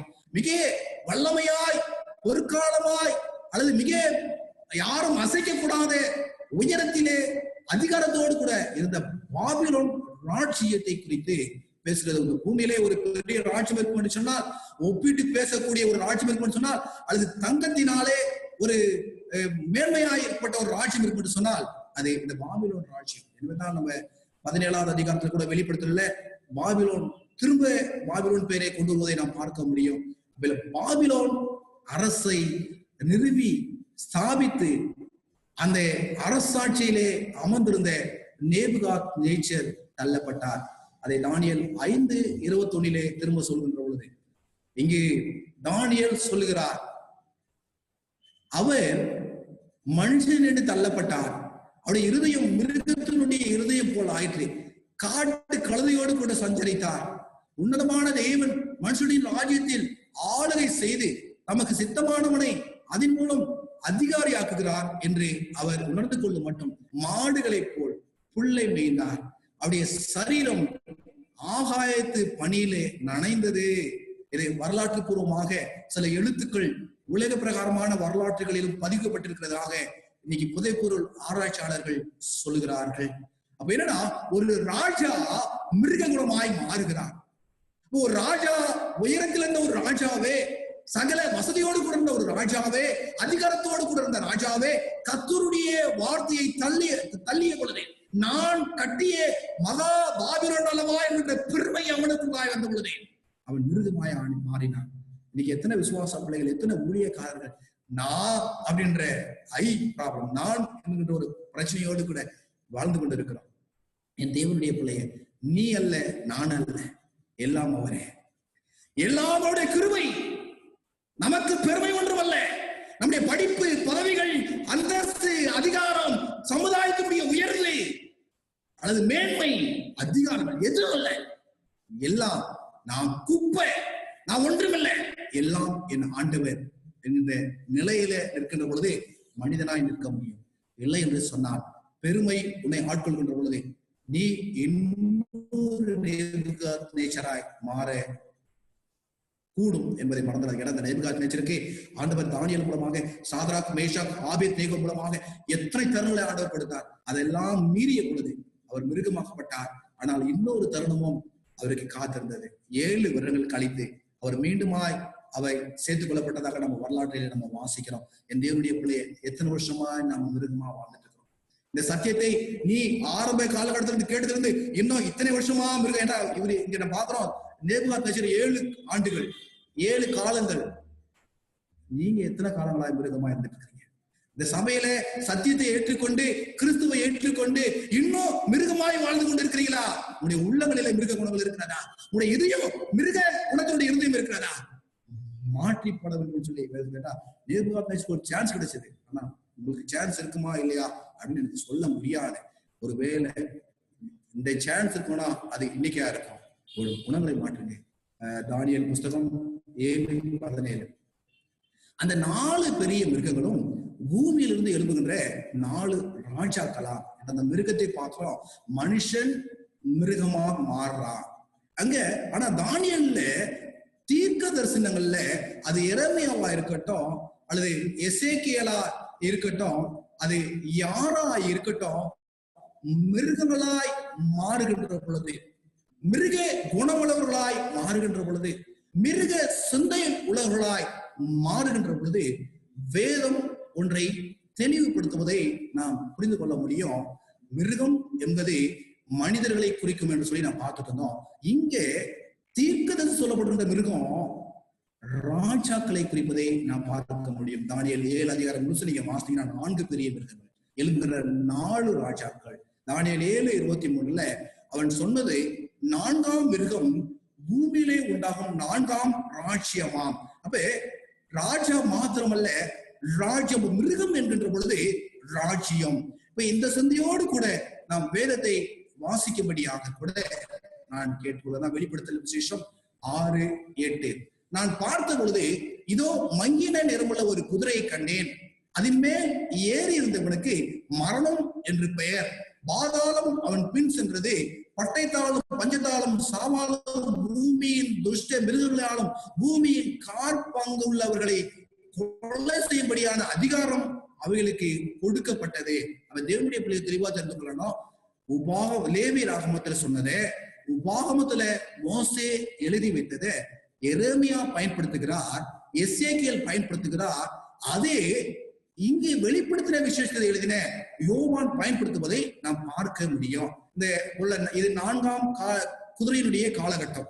அதனுடைய வரலாற்றை நம்ம ஆராய்ந்து வேத ஆராய்ச்சியோடு கூட பார்ப்போம் அப்படின்னு சொன்னா, வெண்மையான குதிரை, கருப்பான குதிரை, சிவப்பான குதிரை, மங்கள் நிறமுள்ள குதிரை, இவை ஒவ்வொன்றும் ஒவ்வொரு கால அளவுகளை குறிக்கும். இந்த நிறங்கள் அதனுடைய அந்த காலத்தினுடைய குண லட்சணங்களை பிரதிபலிக்கும். எனவே இந்த மங்கள நிறம் என்ன அப்படின்னு சொன்னா, அந்த வெளிர் பச்சை அல்லது வெளிர் மஞ்சை, இறந்து போன ஒரு உடல் எந்த கலரா இருக்குமோ அந்த கலர் என்பதற்காக தான் மங்கின பேல் பார்ட்ஸ் அப்படின்னு சொல்லப்பட்டிருக்கு. மங்கின நிறமுள்ள ஒரு குதிரை.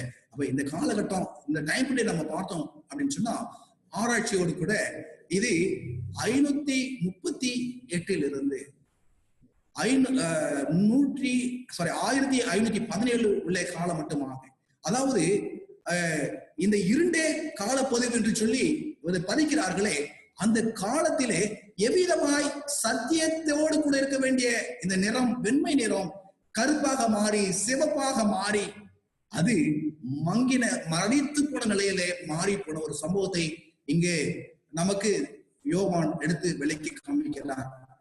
அந்த குதிரையில ஏறிந்தவன் மரணம் அப்படின்னா சத்தியம் இல்லை. அந்த காலத்துல அவர் பட்டை தந்தால் யுத்தம், பஞ்சம். இந்த பஞ்சத்தில் தீர்த்து பார்க்கின்ற பொழுது ஆமோஸ்ல தெளிவா நாம் பார்க்கிறோம், ஆகார குறைவினால் உண்டான பஞ்சம் அல்ல, தண்ணீர் குறைவினால் உண்டான தாகம் அல்ல, கர்த்தருடைய வேத வசனம் கிடைக்கக்கூடாத பஞ்சம். ஆமோஸ் 8:11 நம்ம பார்க்கிறோம்.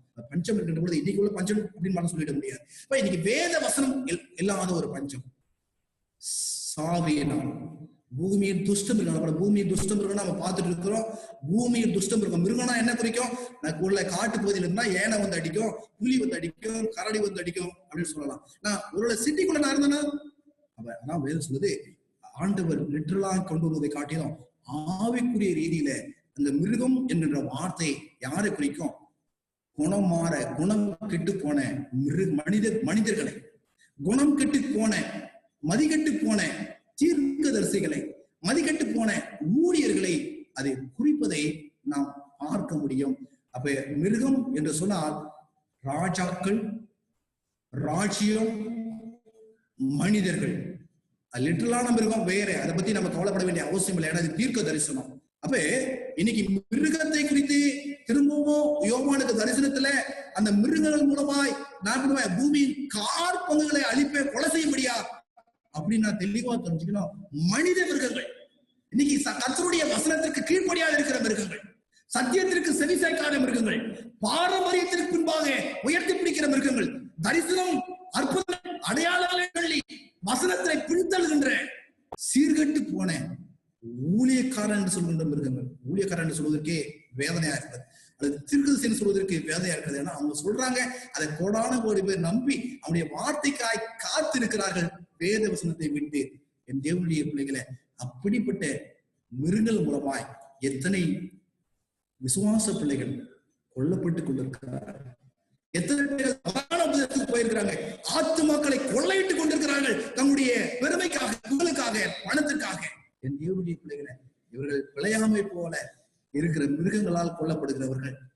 வெளிப்படுத்தின விசேஷம் 11 அதிகாரம் 7. அவர்கள் தங்கள் சாட்சியை சொல்லி முடித்திருக்கும் பொழுது பாதாளத்திலிருந்து ஏறுகிற மிருகம் அவர்களோடு கூட யுத்தம் பண்ணி அவர்களை ஜெயித்து அவர்களை கொன்று போடும். தெளிவா இதை வாசிக்கிற பிள்ளைகள் தெளிவாய் புரிந்து கொள்ள வேண்டும். ஏன்னா நீங்க அநேக எதிர்காலத்துல போனோம் அப்படின்னு சொன்னா அநேக பிரசங்கங்களை நீங்க பார்க்கும் பொழுது, பாதாளத்துல ஆண்டவரை கொண்டு போனார், எனக்கு தரிசனத்தை கொடுத்தார், அந்த பாதாளத்தை ஒரு மிருகம் காத்து கொண்டிருக்கிறது பிள்ளைகளே அப்படின்னு சொல்லி நீங்க அநேகரை ஏமாத்தி கொடுத்தாங்க. பயத்தை மூட்டி அநேக விசுவாச பிள்ளைகளை வேதத்தை விட்டு அப்படியே தரிசனத்திற்கும் அப்படியே கனவுக்கும் அப்படியே மனதினுடைய எண்ணத்திற்கும் அப்படியே வீணான யூகத்திற்கும் நீங்க நடத்தி கொண்டிருக்கிறார்கள். நம்ம வேதத்தின் அடிப்படையில பார்க்கிறோம். மிருகம் என்று சொன்னால் தீர்க்கதரிசனத்திலே மிருகம் மாத்திரமல்ல, அது ராஜ்யம், ராஜாக்கள், அது மிருகமுள்ள மெய்ப்பர்கள், மிருகமுள்ள ஊழியக்காரர்கள், மிருகமுள்ள விசுவாசி, மிருகமுள்ள மனிதர்கள் என்று நாம் புரிந்து கொள்ள வேண்டும். வெளிப்படுத்துற வரைய அதிகாரத்தில் பாதாளத்திலிருந்து எழும்புது அப்படின்னா நம்ம தெளிவாய் நம்ம புரிந்து கொள்ள வேண்டும் இல்லைங்களா? இது உண்மையான மிருகம், ஒருவேளை இன்னைக்கு பயங்கரமான படங்கள்ல காமிக்கிற மாதிரி மிருகம் அப்படின்னு நினைச்சிடாதீங்க. இன்னைக்கு ஏன் அப்படின்னா கர்த்தருடைய வசனத்தை கேட்காத இடம் நம்ம பார்க்கிறோம். கர்த்தருடைய வசனத்தை கேட்காம, கர்த்தருடைய வார்த்தையை கேட்காம இருக்கின்ற பொழுது பூமி 2 பிளந்து எல்லாரும் கண்டுகிறதுக்காக அவரை உள்ளே கொண்டு போனது. அதை ஞாபகப்படுத்துவதற்காக அந்த கர்த்தருடைய வசனத்துக்கு எதிர்த்து பேசின அந்த கோரா பூமி கடியில போயிட்டான். அவன் திரும்ப எழுந்து வருகின்ற ஒரு அனுபவம் மாறித்தான் இன்னைக்கு உள்ள ஊழியக்காரன். கர்த்தருடைய வசனத்தை கேட்காம கர்த்தருக்கு எதிர்த்து பேசி, கர்த்தருடைய வசனத்துக்கு எதிர்த்து பேசி, உன்னதமான குருதமாய் வார்த்தைகளை பேசி, பரிசுத்த வான்களை ஒடுக்கி தவறாய் வழி நடத்துகின்ற இன்னைக்கு உள்ள ஊழியக்காரனை குறித்து தான் பேசிக் கொண்டிருக்கிறது. இப்ப இங்க நடக்கிற சம்பவம் அப்போ உள்ள ராஜ்யம், இது பிரான்ஸ் தேசம் கர்த்தருக்கு விரோதமாய் இப்படி செயல்பட்டது என்று வரலாற்று பூர்வமாய் நிரூபிக்கப்பட்ட ஒரு மிருகம். இது ஒரு ராஜ்யம், தேசத்தை குறித்து சொல்லப்படுகிறது. ஒரு உண்மையான மிருகம் பாதாளத்துல இருக்கு அப்படி யாருன்னா சொன்னா, நீங்க விசுவாச பிள்ளைங்க வேதத்தை ஆராய்ந்து பாருங்க. அவங்களுக்கு தரிசனம் வந்தா நீங்க போய் பாத்தீங்களா அவங்களுக்கு தரிசனம் வந்ததா இல்லையான்ட்டு. சவுல் கூட என்ன பண்றாருன்னு சொன்னா போறாரு. ஆண்டவர் அங்க போய் பார்க்கின்ற பொழுது அவருக்கு என்ன தெரிஞ்சது? அவரு பார்க்கல, அந்த ஸ்ரீடம் பார்த்தா. என்பதான் நீங்க அநேக விசுவாச பிள்ளைகள் பார்க்கல. அவங்களுக்கான ஊழியக்கார பாக்குறாங்க தப்பான தரிசனத்தை. இன்னைக்கு விசுவாச பிள்ளைகள் வேதத்தை பார்க்கல. இன்னைக்கு இருக்கிற ஊழியக்காரர்கள் வசந்த முடி என்ன பண்ணல, வழி நடத்தல. அதனாலதான் மிருகம் அப்படின்னு போட்டிருக்கு. வெளிப்படுத்தின புஸ்தகம் 13வது அதிகாரம் 1வது வசனம். பின்பு நான் கடற்கரை மணல் மேல் நின்றேன். அப்பொழுது சமுத்திரத்திலிருந்து ஒரு மிருகம் எழுப்பி வர கண்டேன். அதற்கு 7 தலைகளும் 10 கொம்புகளும் இருந்தன. அதன் கொம்புகள் மேல் 10 முடிகளும், அதன் தலைகள் மேல் தூஷணமான நாமும் இருந்தன. நீங்க அநேக பிள்ளைகள் என்ன பண்றாங்கன்னா, இப்படிப்பட்ட மிருகம் இருக்கா அப்படின்னு ஆராய்ச்சி பண்ணிட்டு இருக்கிறாங்க. இருக்கு, தரிசனத்துல பார்த்தா அங்க இருக்கு, இங்க இருக்கு, இது வரும், ஆண்டவர் ரெடி பண்றாரு அப்படின்னு என்ன பண்றாங்க, யோசிக்கிறாங்க. ஒழிய இதனுடைய ஆழ்ந்த அர்த்தத்தை வேத சரித்திரத்தோடு கூட, சத்தியத்தோடு கூட, முன்பாக சொல்லப்படுகிற திருத்தத்தோடு கூட நீங்க பிள்ளைகள் ஆராயிறது. இந்த மிருகம் ராஜ்யம் சமுத்திரத்துல அப்படின்னு சொன்னா ஜன கூட்டத்துல இருந்து எழும்பி வருகின்ற ஒரு ராஜ்யம், அதனுடைய அரசர்கள், அதனுடைய அதிகாரம் என்று நீங்க பிள்ளைகளால புரிந்து கொள்ள முடியல. மிருகம், இந்தப்பட்ட மிருகம் என்ன பண்ண போகுது அப்படின்றத நான் பார்க்க போகிறோம். ஏன்னா திருவசனம் அல்லவா, மிருகத்தினால அநேக காற்பங்கு அழியும் இல்லையா? வெளிப்படுத்தின புஸ்தகம் 13:2. நான் கண்ட மிருகம் சிறுத்தையை போல இருந்தது. அதன் கால்கள் கரடியின் கால்களை போலவும், அதன் வாய் சிங்கத்தின் வாயை போலவும் இருந்தன. வலுசகுமானது தன் பலத்தையும் தன் சிங்காசனத்தையும் மிகுந்த அதிகாரத்தையும் அதற்கு கொடுத்திருந்தது. அப்ப என்ன நடக்குது அப்படின்னா, அதை பார்க்கின்ற போதுன்னா 7வது அதிகாரத்துல தானியல்ல அந்த மிருகம், ஒவ்வொரு மிருகமும் ஒன்றா இருந்த, சிங்கம் ஒரு மிருகம், கரடி ஒரு மிருகம், சிறுத்தை ஒரு மிருகம், கொடூரமான ஒரு மிருகம், இது எல்லாம் சேர்ந்த கலவை அப்படின்னா அது எல்லா ராஜ்யங்கள் அப்படின்னு சொன்னா இது எல்லா ராஜ்யமும், பாபிலோன் ராஜ்யம், மேதி பெர்சியா ராஜ்யம், ரோமர் ராஜ்யம், இன்னும் கிரேக்க ராஜ்யம், இதனுடைய எல்லா சேர்ந்த கலவை, இதனுடைய எல்லா பொய்யான போதகங்கள், கள்ள உபதேசங்கள், தவறான கொள்கைகள் எல்லாம் இணைந்து வருகின்ற ஒரு ராஜ்யம். அதற்கு யாரு பலத்தை கொடுக்கிறா அப்படின்னு சொன்னா வலு சர்ப்பம். பலத்தை மாத்திரம் அல்ல, தன்னுடைய சிங்காசனத்தையும் அதற்கு கொடுக்கப்பட்டிருக்கிறது. வாசிப்போம். வெளிப்படுத்தல் விசேஷம் 13:3. அதன் தலையில் ஒன்று சாவுக்கு ஏதுவாய் காயப்பட்டிருக்க கண்டேன். ஆனாலும் சாவுக்கு ஏதுவான அந்த காயம் சொஸ்தமாகப்பட்டது. பூமியில் உள்ள யாவரும் ஆச்சரியத்தோடு அந்த மிருகத்தை பின்பற்றி. அப்ப என்னன்னா, இங்க தெளிவாய் ஆண்டவர் அந்த மிருகம் யாரு அப்படின்னு அறிந்து கொள்ள நிறைய காரியங்களை ஆண்டவர் தானியேல் மூலமாக அல்லது வேதத்திலே தீர்க்கதரிசிகள் மூலமாக, யோவான் மூலமாக நமக்கு கொடுத்திருக்கிறார். இதெல்லாம் விட்டுட்டு இன்னைக்கு நம்ம என்ன பண்ணலாம்? நம்ம யார உயர்வா நினைக்கிறோமோ அந்த ஊழியக்கார சரியா சொல்றானா அப்படின்னு யோசிக்காம கண்மூடித்தனமாய் அடிக்கப்படுகிற ஆட்டை போல போயிட்டு இருக்கிறோம். கழுதுனாச்சு திரும்ப பேசிச்சு. ஆனா இன்னைக்கு எத்தனையோ தவறான ஊழியக்காரர் சுமக்கிற கழுதை அவன் எவ்வளவு அடிச்சாலும் வாங்கிக்கிட்ட அமைதியாத்தான் இருக்கு. என் தேவனுடைய பிள்ளைய இங்க அந்த மிருகத்தை அறிந்து கொள்ள என்னன்னா, சாவுக்கு எதுவான அந்த காயம் அந்த மிருகத்திட்ட இருக்கணும். அந்த சாவுக்கு எதுவான காயம் சொஸ்தமாகப்படணும். அது மாத்திரம் இல்ல, பூமியில இருக்கிற யாவரும் அந்த மிருகத்தை என்ன பண்ணணும் அப்படின்னு சொன்னா பார்த்து ஆச்சரியப்படணும். இதெல்லாம் குணலட்சணம் இந்த மிருகத்தை அறிந்து கொள்வதற்கு. வெளிப்படுத்தல் 13:4 அந்த மிருகத்திற்கு அப்படிப்பட்ட அதிகாரத்தை கொடுத்த வலுசிற்பத்தை வணங்கினார்கள். அதே போல மிருகத்தையும் வணங்கினார்கள். தெளிவா ஒண்ணு புரிஞ்சுக்கணும், அவர்கள் மிருகத்தை வணங்குவாங்க. அவர்களுக்கு தெய்வம் யாருன்னா இவர்கள் தான். அவங்க பிசாசை அதன் மூலமாக வணங்குவார்கள். எப்போ மிருகத்தை வணங்குறாங்களோ அது ஆட்டோமேட்டிக்கா அது மூலமாய் அதனுடைய தொழுகை அந்த பிசாசுக்கு வேண்டாம். நம்ம வாஸ்தவம் காயேன் என்னாங்களா அவனுடைய தொழுகை. இன்னைக்கு மிருகத்திற்கு மிருகத்தினுடைய வழி தொழுகை. எனவே தேவனுடைய பிள்ளைகள் கவனமா இருக்கணும். வாசிப்போம். ஆண்டவர் திரும்ப 13:11 சொல்றாரு, வேறொரு மிருகம் பூமியிலிருந்து எழும்ப கண்டேன். அது ஒரு ஆட்டுக்குட்டிக்கு ஒப்பான 2 கொம்புகளுடையதாய் இருந்தது. வலுசற்பத்தை போல பேசினது. தெளிவா ஒண்ணு புரிஞ்சுக்கணும். ஏன் மிருகம் வெளிப்படுத்தல கொடுத்திருக்கு? இந்த மிருகத்தை தெரிஞ்சுக்கணும் அப்படின்னு சொன்னா தானியேலுக்கு போகணும். தானியேல்ல இருக்கிற மிருகத்தை தெரிஞ்சுக்கணும் அப்படின்னு சொன்னா லேவியர் 26வது அதிகாரத்துக்கு போகணும். அது உபாகமம் 32வது அதிகாரத்துக்கு போகணும். அல்லது பழைய திருச்சில என்ன சொல்லியிருக்காங்க அப்படின்னு போகணும். ஆனா எதுக்கு அங்க மிருகம் உபயோகிக்கணும்னா, கடைசி காலத்துல லிட்டரலான மிருகம் கிடையாது, மனிதன் மிருகமாய் மாறி என்ன நடக்கும், அல்லது தேசம் மிருக குணத்தோட கர்த்தருடைய பிரமாணத்தை தள்ளுகின்றது என்பதை நாம் புரிந்து கொள்ள வேண்டும். நாங்க ஆட்டுக்குட்டி அப்படின்னா தேவ சத்தியத்திற்காக பிரிந்து போய் ஆரம்பிக்கப்பட்ட அந்த தேசம் எப்படி கிறிஸ்துவ தேசமா இருந்தது, எப்படி கொஞ்சம் கொஞ்சமா அப்படி பிசாசுக்கு அடிமையாய் வலு சர்ப்பத்தை போல பிரமாணத்துக்கு விரோதமாய் பேச ஆரம்பித்தது என்பதை கர்த்தருடைய பிள்ளைகள் தெரிந்து கொள்ள வேண்டும் என்பதற்காக ஆண்டவர் இந்த மிருகம் என்ற வார்த்தையை பயன்படுத்தி நாம் புரிந்து கொள்ள வேண்டும். திரும்ப வெளிப்படுத்தின புஸ்தகம் 13:12 அது முந்தின மிருகத்தின் அதிகாரம் முழுவதையும் அதன் முன்பாக நடப்பித்து சாவுக்கு எதுவான காயம் ஆற சொஸ்தமடைந்த முந்தின மிருகத்தை பூமியின் அதன் குடிகள் வணங்கும்படி செய்தது. என்னன்னா, இன்னொரு ஆட்டுக்குட்டியை போல ஒரு கிறிஸ்தவ தேசம் என்று நம்ம பார்த்தோம். மிருகம் ராஜ்யம் அல்லது வல்லமை கொண்ட ஒரு அதிகாரம் என்ன செய்யுமா, இந்த அடிப்பட்டு திரும்ப பாருங்க, நம்ம அங்க சாவுக்கு எதுவான காயம், திரும்பவும் சாவுக்கு எதுவான காயம் இங்க வருவதை நாம் பார்க்க முடியும். அப்ப என்னன்னா, ஏற்கனவே இருக்கின்ற ஒரு வரலாற்று சம்பவத்தில் உள்ள குறிக்கப்பட்டுள்ள ஒரு மிருகம் மீண்டுமாய் புத்துயிர் பெற்று சாவுக்கு எதுவான காயம் சுத்தம் அடைந்து வருகின்ற மிருகம் என்பதை மறந்து கூட விடக்கூடாது. அந்த மிருகம் யார் என்பதை தேவனுடைய பிள்ளைகள் புரிந்து கொள்ள என்பதற்காக திரும்பவும் கொடுக்கப்பட்டிருக்கிறது. இதைதான் நம்ம கடந்த வாரம் நம்ம பேசினோம், பட்டயத்தை குறித்து, அதன் யுத்தத்தை குறித்து. வெளிப்படுத்தல் 13:14 மிருகத்தின் முன்பாக அந்த அற்புதங்களை செய்யும்படி தனக்கு கொடுக்கப்பட்ட சத்துவத்தினாலே பூமியின் குடிகளை மோசம் போக்கி பட்டயத்தினாலே காயப்பட்டு பிழைத்த மிருகத்துக்கு ஒரு சர்மம் பண்ண வேண்டும் என்று பூமியின் குடிகளுக்கு சொல்லிட்டு பாருங்க. இந்த அதிகாரத்திலே 3 முறை சாவுக்கு எதுவான அல்லது காயம் அல்லது பிழைத்த மிருகம் வருவதை நாம் பார்க்க முடியும். அப்ப நம்ம ஒரு குழு கிடைக்க, இந்த மிருகம் புதிதான மிருகம் அல்ல. இந்த மிருகம் இனி வரப்போகிற மிருகமா அல்லது ஏற்கனவே இருக்கிற மிருகமா என்று பார்த்தோம் அப்படின்னா, இந்த வரலாற்று சம்பவங்களை பார்க்கின்ற பொழுது இது காயப்பட்ட மிருகம், பட்டயத்தாலே காயப்பட்டு பிழைத்த மிருகம். பட்டயம் என்றால் யுத்தம்.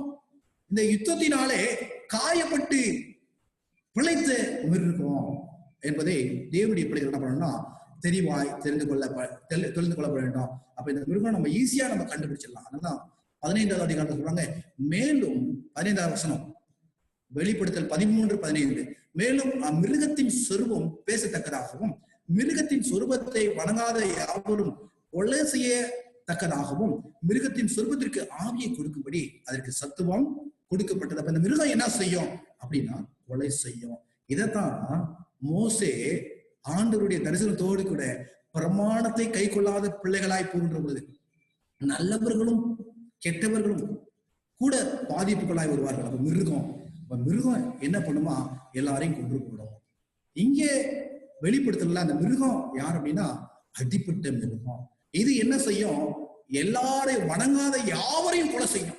அது எப்பேற்பட்டு வந்தாலும் சரி எல்லாரையும் கொலை செய்யும். அதற்கு எதுவான அதிகாரம் இதற்கு கொடுக்கப்பட்டிருக்கிறது. 13வது அதிகாரம் 17வது வசனம். அந்த மிருகத்தின் முத்திரையாவது அதன் நாமத்தையாவது அதன் நாமத்தின் இலக்கத்தையாவது தரித்து கொள்கிறவன் தவிர வேறு ஒருவரும் கொல்லவும் விற்கவும் கூடாதபடிக்கு செய்தது. அப்ப தெளிவா ஒண்ணு புரிஞ்சுக்கணும், அந்த மிருகத்தினுடைய முத்திரையையும் நாமத்தையும் தரித்துக் கொள்ள வேண்டும். அப்படின்னா என்ன அர்த்தம், பாதாளத்தில் இருக்கிறவங்க மிருகமா எழுந்து வர போறது கிடையாது. அது மனிதன் ராஜ்யம், அதிகாரம், ராஜா அல்லது மிருக குணமாய் மாறி போன மெய்ப்பர்கள், ஊழியர்கள் அல்லது சபை என்பதை தேவனுடைய பிள்ளைகள் சத்தியத்தின் மூலமாய் இதை புரிந்து கொள்ள வேண்டாம். இங்க என்னன்னா விற்கவும் முடியாது, வாங்க முடியாது. என்னோட சூழல் யோசித்து பாருங்க, லாக்டவுன் யோசித்து பாருங்களேன். லாக்டவுன்ல அவங்க என்ன சட்டம் வேணாலும் போடலாம். போகாதனா போகக்கூடாது, பைக் எடுக்காதனா பைக் எடுக்கக்கூடாது, கார் எடுக்காதனா கார் எடுக்கக்கூடாது, பாஸ் இல்லாம போகக்கூடாதுன்னா போக, என்ன வேணாலும் சட்டம் போடலாம். இதுக்கு முன்னாடி சட்டமா இருக்க வேண்டிய அவசியம் கிடையாது. அவங்க என்ன நினைக்கிறாங்களோ அந்த சட்டம் போடலாம், அந்த சட்டத்துக்கு கீழ்ப்படினோம். கீழ்ப்படிலன்னா என்ன வேணாலும் செய்யலாம், என்ன வேணாலும் நடக்கும், யாரும் ஒண்ணும் சொல்ல முடியாது. இந்த உலகம் அதற்கு ஆயத்தமாகிறது. மிருகம் என்ன வேணாலும் செய்யும், நிற்க முடியாது, வாங்க முடியாது, அதனுடைய நாமத்தை தரிக்கல அப்படின்னு சொன்னா சாப்பிட முடியாது, உயிரோடு இருக்க முடியாது, என்ன வேணாலும் நடக்கும். ஏன் அப்படின்னா ஆண்டவர் அனுமதிச்சிருக்கிறார். இதை ஒரு வாதையாகவும் கொள்ள நோயாகவும் ஒரு பட்டயமாகவும் ஒரு யுத்தமாகவும் இதுல கர்த்தருடைய பிள்ளைகள் அதிகமாய் பாதிக்கப்படுவதற்கு அதிக தருணங்கள் இருக்கு. இங்க வெளிப்படுத்தல நான் பாக்குறோம், அந்த மிருகம் யாரு 13-17 தொடர்ந்து என்ன ஒரு பெண்ணுடைய தலையில போட்டு வரும் இல்லைங்களா? அப்படின்னா என்ன கேள்விக்குறி என்ன? இன்னைக்கு அநேக என்ன சொல்லிட்டு இருக்காங்க அப்படின்னு சொன்னா, நீங்க பாத்தீங்க அப்படின்னா அந்த முத்திரை நெற்றியில் கொடுக்கப்படும். நீங்க நெற்றியில பார்க்கலாம், நெற்றியில ஒரு பார் கோட் போட்டிருப்பாங்க பாருங்க. அதுக்கப்புறமா அல்லது வலது கையில நெற்றியிலும் வலது கையிலும் என்ன பண்ணப்படும், பதிக்கப்படும் அப்படின்னு சொல்லி நீங்க நிறைய ஊழியக்காரங்க பிரசங்கம் பண்ணி கொண்டு இருக்கிறாங்க. நிறைய இதை குறித்துதான் இன்னைக்கு போயிட்டு இருக்கு. சபைகளுக்கு இதை குறித்து என்ன பண்ணீங்கன்னா போயிருக்கேன் அப்படின்னா அதை விற்கவும் முடியாது, வாங்க முடியாது, பணம் ஒரு இருக்கும் உபயோகமாகாது. அதற்கு எதுவா இந்த உலகம் ஆயத்தமா இருக்கு. நீங்க சூழ்நிலை என்ன, கடை இத்தனை மணிக்கு மூடணும்னா மூடணும், இத்தனை மணிக்கு திறக்கணும் திறக்கணும், கடை ஒரு மாசம் திறக்காதீங்கன்னா திறக்கக்கூடாது, ரயில் ஓடக்கூடாதுன்னா ஓடக்கூடாது, என்ன ஒன்னாலும் நடக்குங்க. அப்ப இப்ப இந்த உலகம் வரப்போகிறதுக்கு இப்ப ஆயத்தப்படுத்திக் கொண்டிருக்கிறது. வேற வழி இல்லை. மனிதனா பிறந்துட்டா என்ன பண்ணணும், கீழ்ப்படின்ற நிலைக்கு இந்த உலகம் அதிகாரம் நடத்தி கொண்டிருக்கிறது. என்ன சொல்றாங்க அப்படின்னா சிப் என்ன பண்ணப்படும், பதிக்கப்படும். அந்த சிப் எங்க பதிக்கப்படும் அப்படின்னா நம்ம பார்க்கலாம் இல்லையா, அந்த சிப் எவ்வளவு சைஸ் இருக்கும். நீங்க பாப்பீங்க, ஒரு கை ஒரு விரல், அந்த விரல்ல இருக்கிறது தான் ஒரு சின்ன சிப். இந்த சிப்பை வலது கையிலும் நெத்தியிலும் பதிக்கப்படப்படுவார்கள் என்று சொல்லிட்டு இருக்கிறாங்க. தேவனுடைய பிள்ளைகள் தெளிவா கேட்கணும், நான் சொல்லல, இத சொல்லிட்டு இருக்கிறாங்க இன்னைக்குள்ள சோகால் ப்ராஃபைட் அப்படின்றவங்க, தீர்க்கதரிசி என்றவங்க இல்ல. எல்லாருடைய கரங்களிலும் என்னன்னா நீங்க வாசிங்க அப்படின்னு சொன்னா எல்லாருடைய கரங்களிலும் இது பண்ணப்படும், பொதிக்கப்படும். நீங்க வெளிப்படுத்தின விசேஷம் 13-18 இதிலே ஞானம் விளங்கும். அந்த மிருகத்தின் இலக்கத்தை புத்தி உள்ளவன் கணக்கு பார்க்க கடவன். அது மனுஷனுடைய இலக்கமா இருக்கிறது. அதன் இலக்கம் 666. நீங்க தெளிவா பாத்தீங்க அப்படின்னா எங்க கையில இங்க அந்த படத்துல பாருங்க, கையில 666 போட்டு ஒரு கேள்விக்குறி உள்ள, கையில ஒரு சிப்பா பதிக்கப்படுமா? அடுத்த கேள்வி, அப்படி ஒரு வேளை இந்த மிருகத்தினுடைய முத்திரையை என் கையில படிக்கின்ற பொழுது என்னுடைய DNA மாறுமா? Will the mark of the beast change your DNA? உடைய குணத்தை மாத்துமா? இல்ல உன்னை அடிமைப்படுத்திடுமா? உன்னை வந்து மூளையே வேலை செய்யாதபடிக்கு செய்திடுமா? இதை குறித்து நம்ம பின்னாடி நம்ம நிறைய படிக்க போகிறோம். Will the mark of the beast change your DNA? உன்னுடைய டிஎன்ஏவே இந்த மூலக்கூற்றை இந்த முத்திரை மாத்திருமா? இல்ல உன் மூளை வேலை செய்யாதே பண்ணிடுவாங்களா? இல்ல உன்னை யோசிக்காம பண்ணிடுவாங்களா? உன்னை அடிமையை ஆக்கிடுவாங்களா? அநேக வீடியோக்களை பார்க்கின்ற பொழுது அப்படிதான் ஒரு அடிமை போல, அதை யோசிக்க முடியாது. ஒரு மிருகம் எப்படி நடக்குமோ அதே போல மாற்றப்படுவார்கள், மூளை செலவு செய்யப்படுவார்கள். இல்ல இந்த சிப்பை அவங்களுடைய கையில போட்ட மாத்திரத்துல அவங்க சுயநினைவை இழந்து போயிடுவாங்க.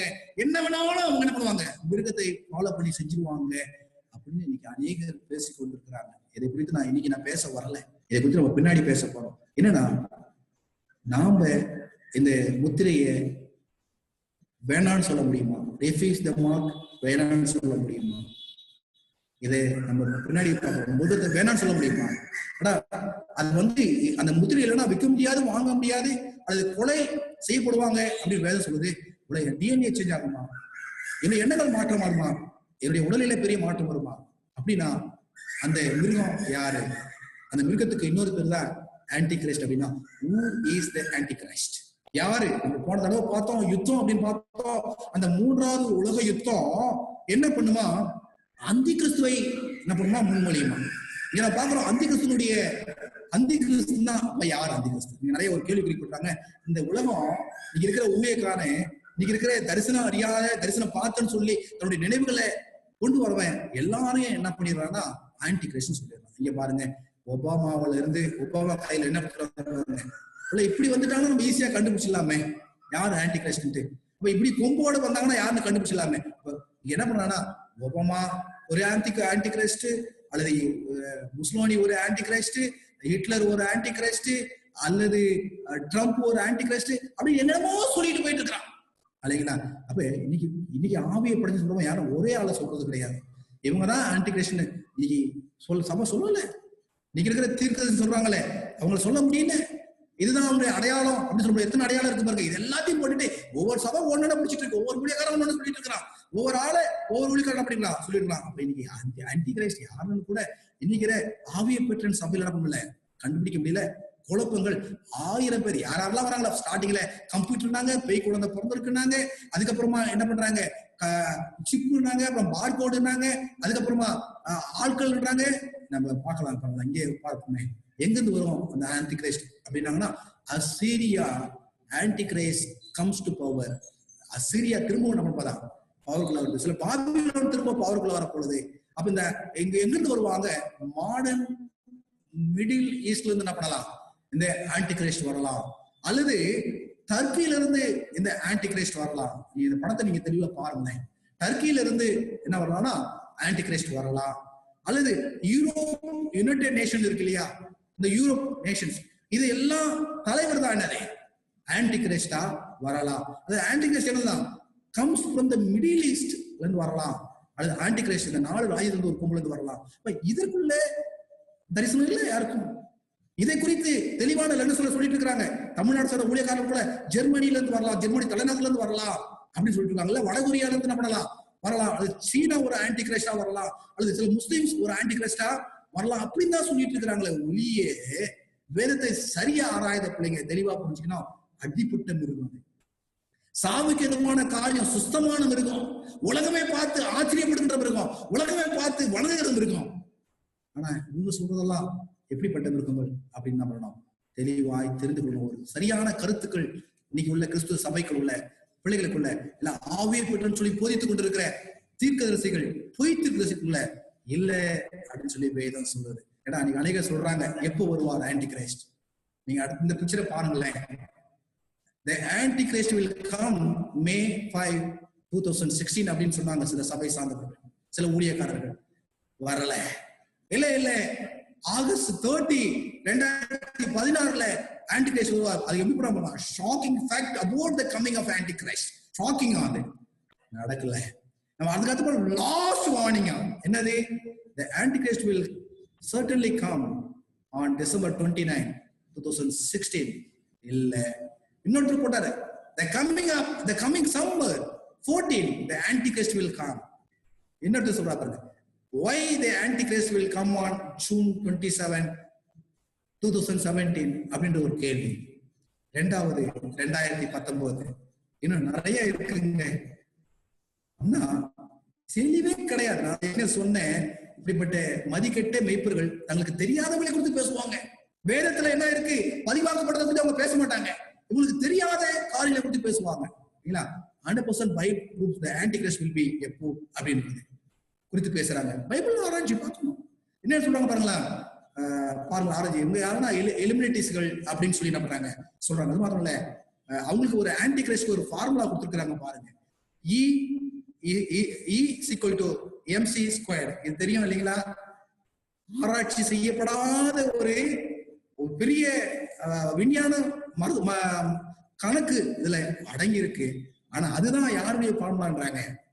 ஆன்டி கிரைஸ்டினுடைய ஃபார்முலான்றாங்க. ஏன்னா அவங்க என்னென்னமோ தேடி போறாங்க பைபிளை விட்டுட்டு, யூகத்தின் அடிப்படையில போறாங்க பைபிளை விட்டுட்டு.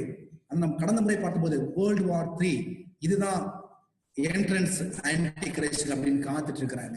அங்க சபை கட்டப்படும், அதுதான் ஆன்டி கிரைஸ்ட் உள்ள என்ன சபைனா எருசலேம் எடுத்து கட்டப்படும், அதுதான். அதுக்கப்புறம் தான் என்ன பண்ணா பஞ்சம் வரும் அல்லது கொள்ளை நோய் வரும்ன்றாங்க. இங்க பாருங்க, இப்ப கொள்ளை நோய் வரலையா?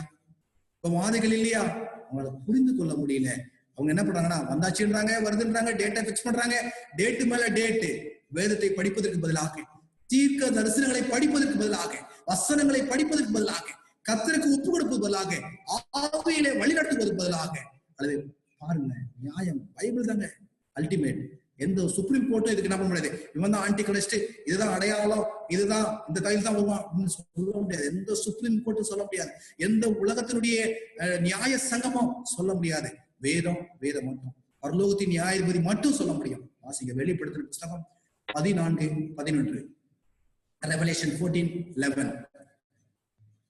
அவருடைய வாதையின் புகை சதா காலங்களிலும் எழும்பும்.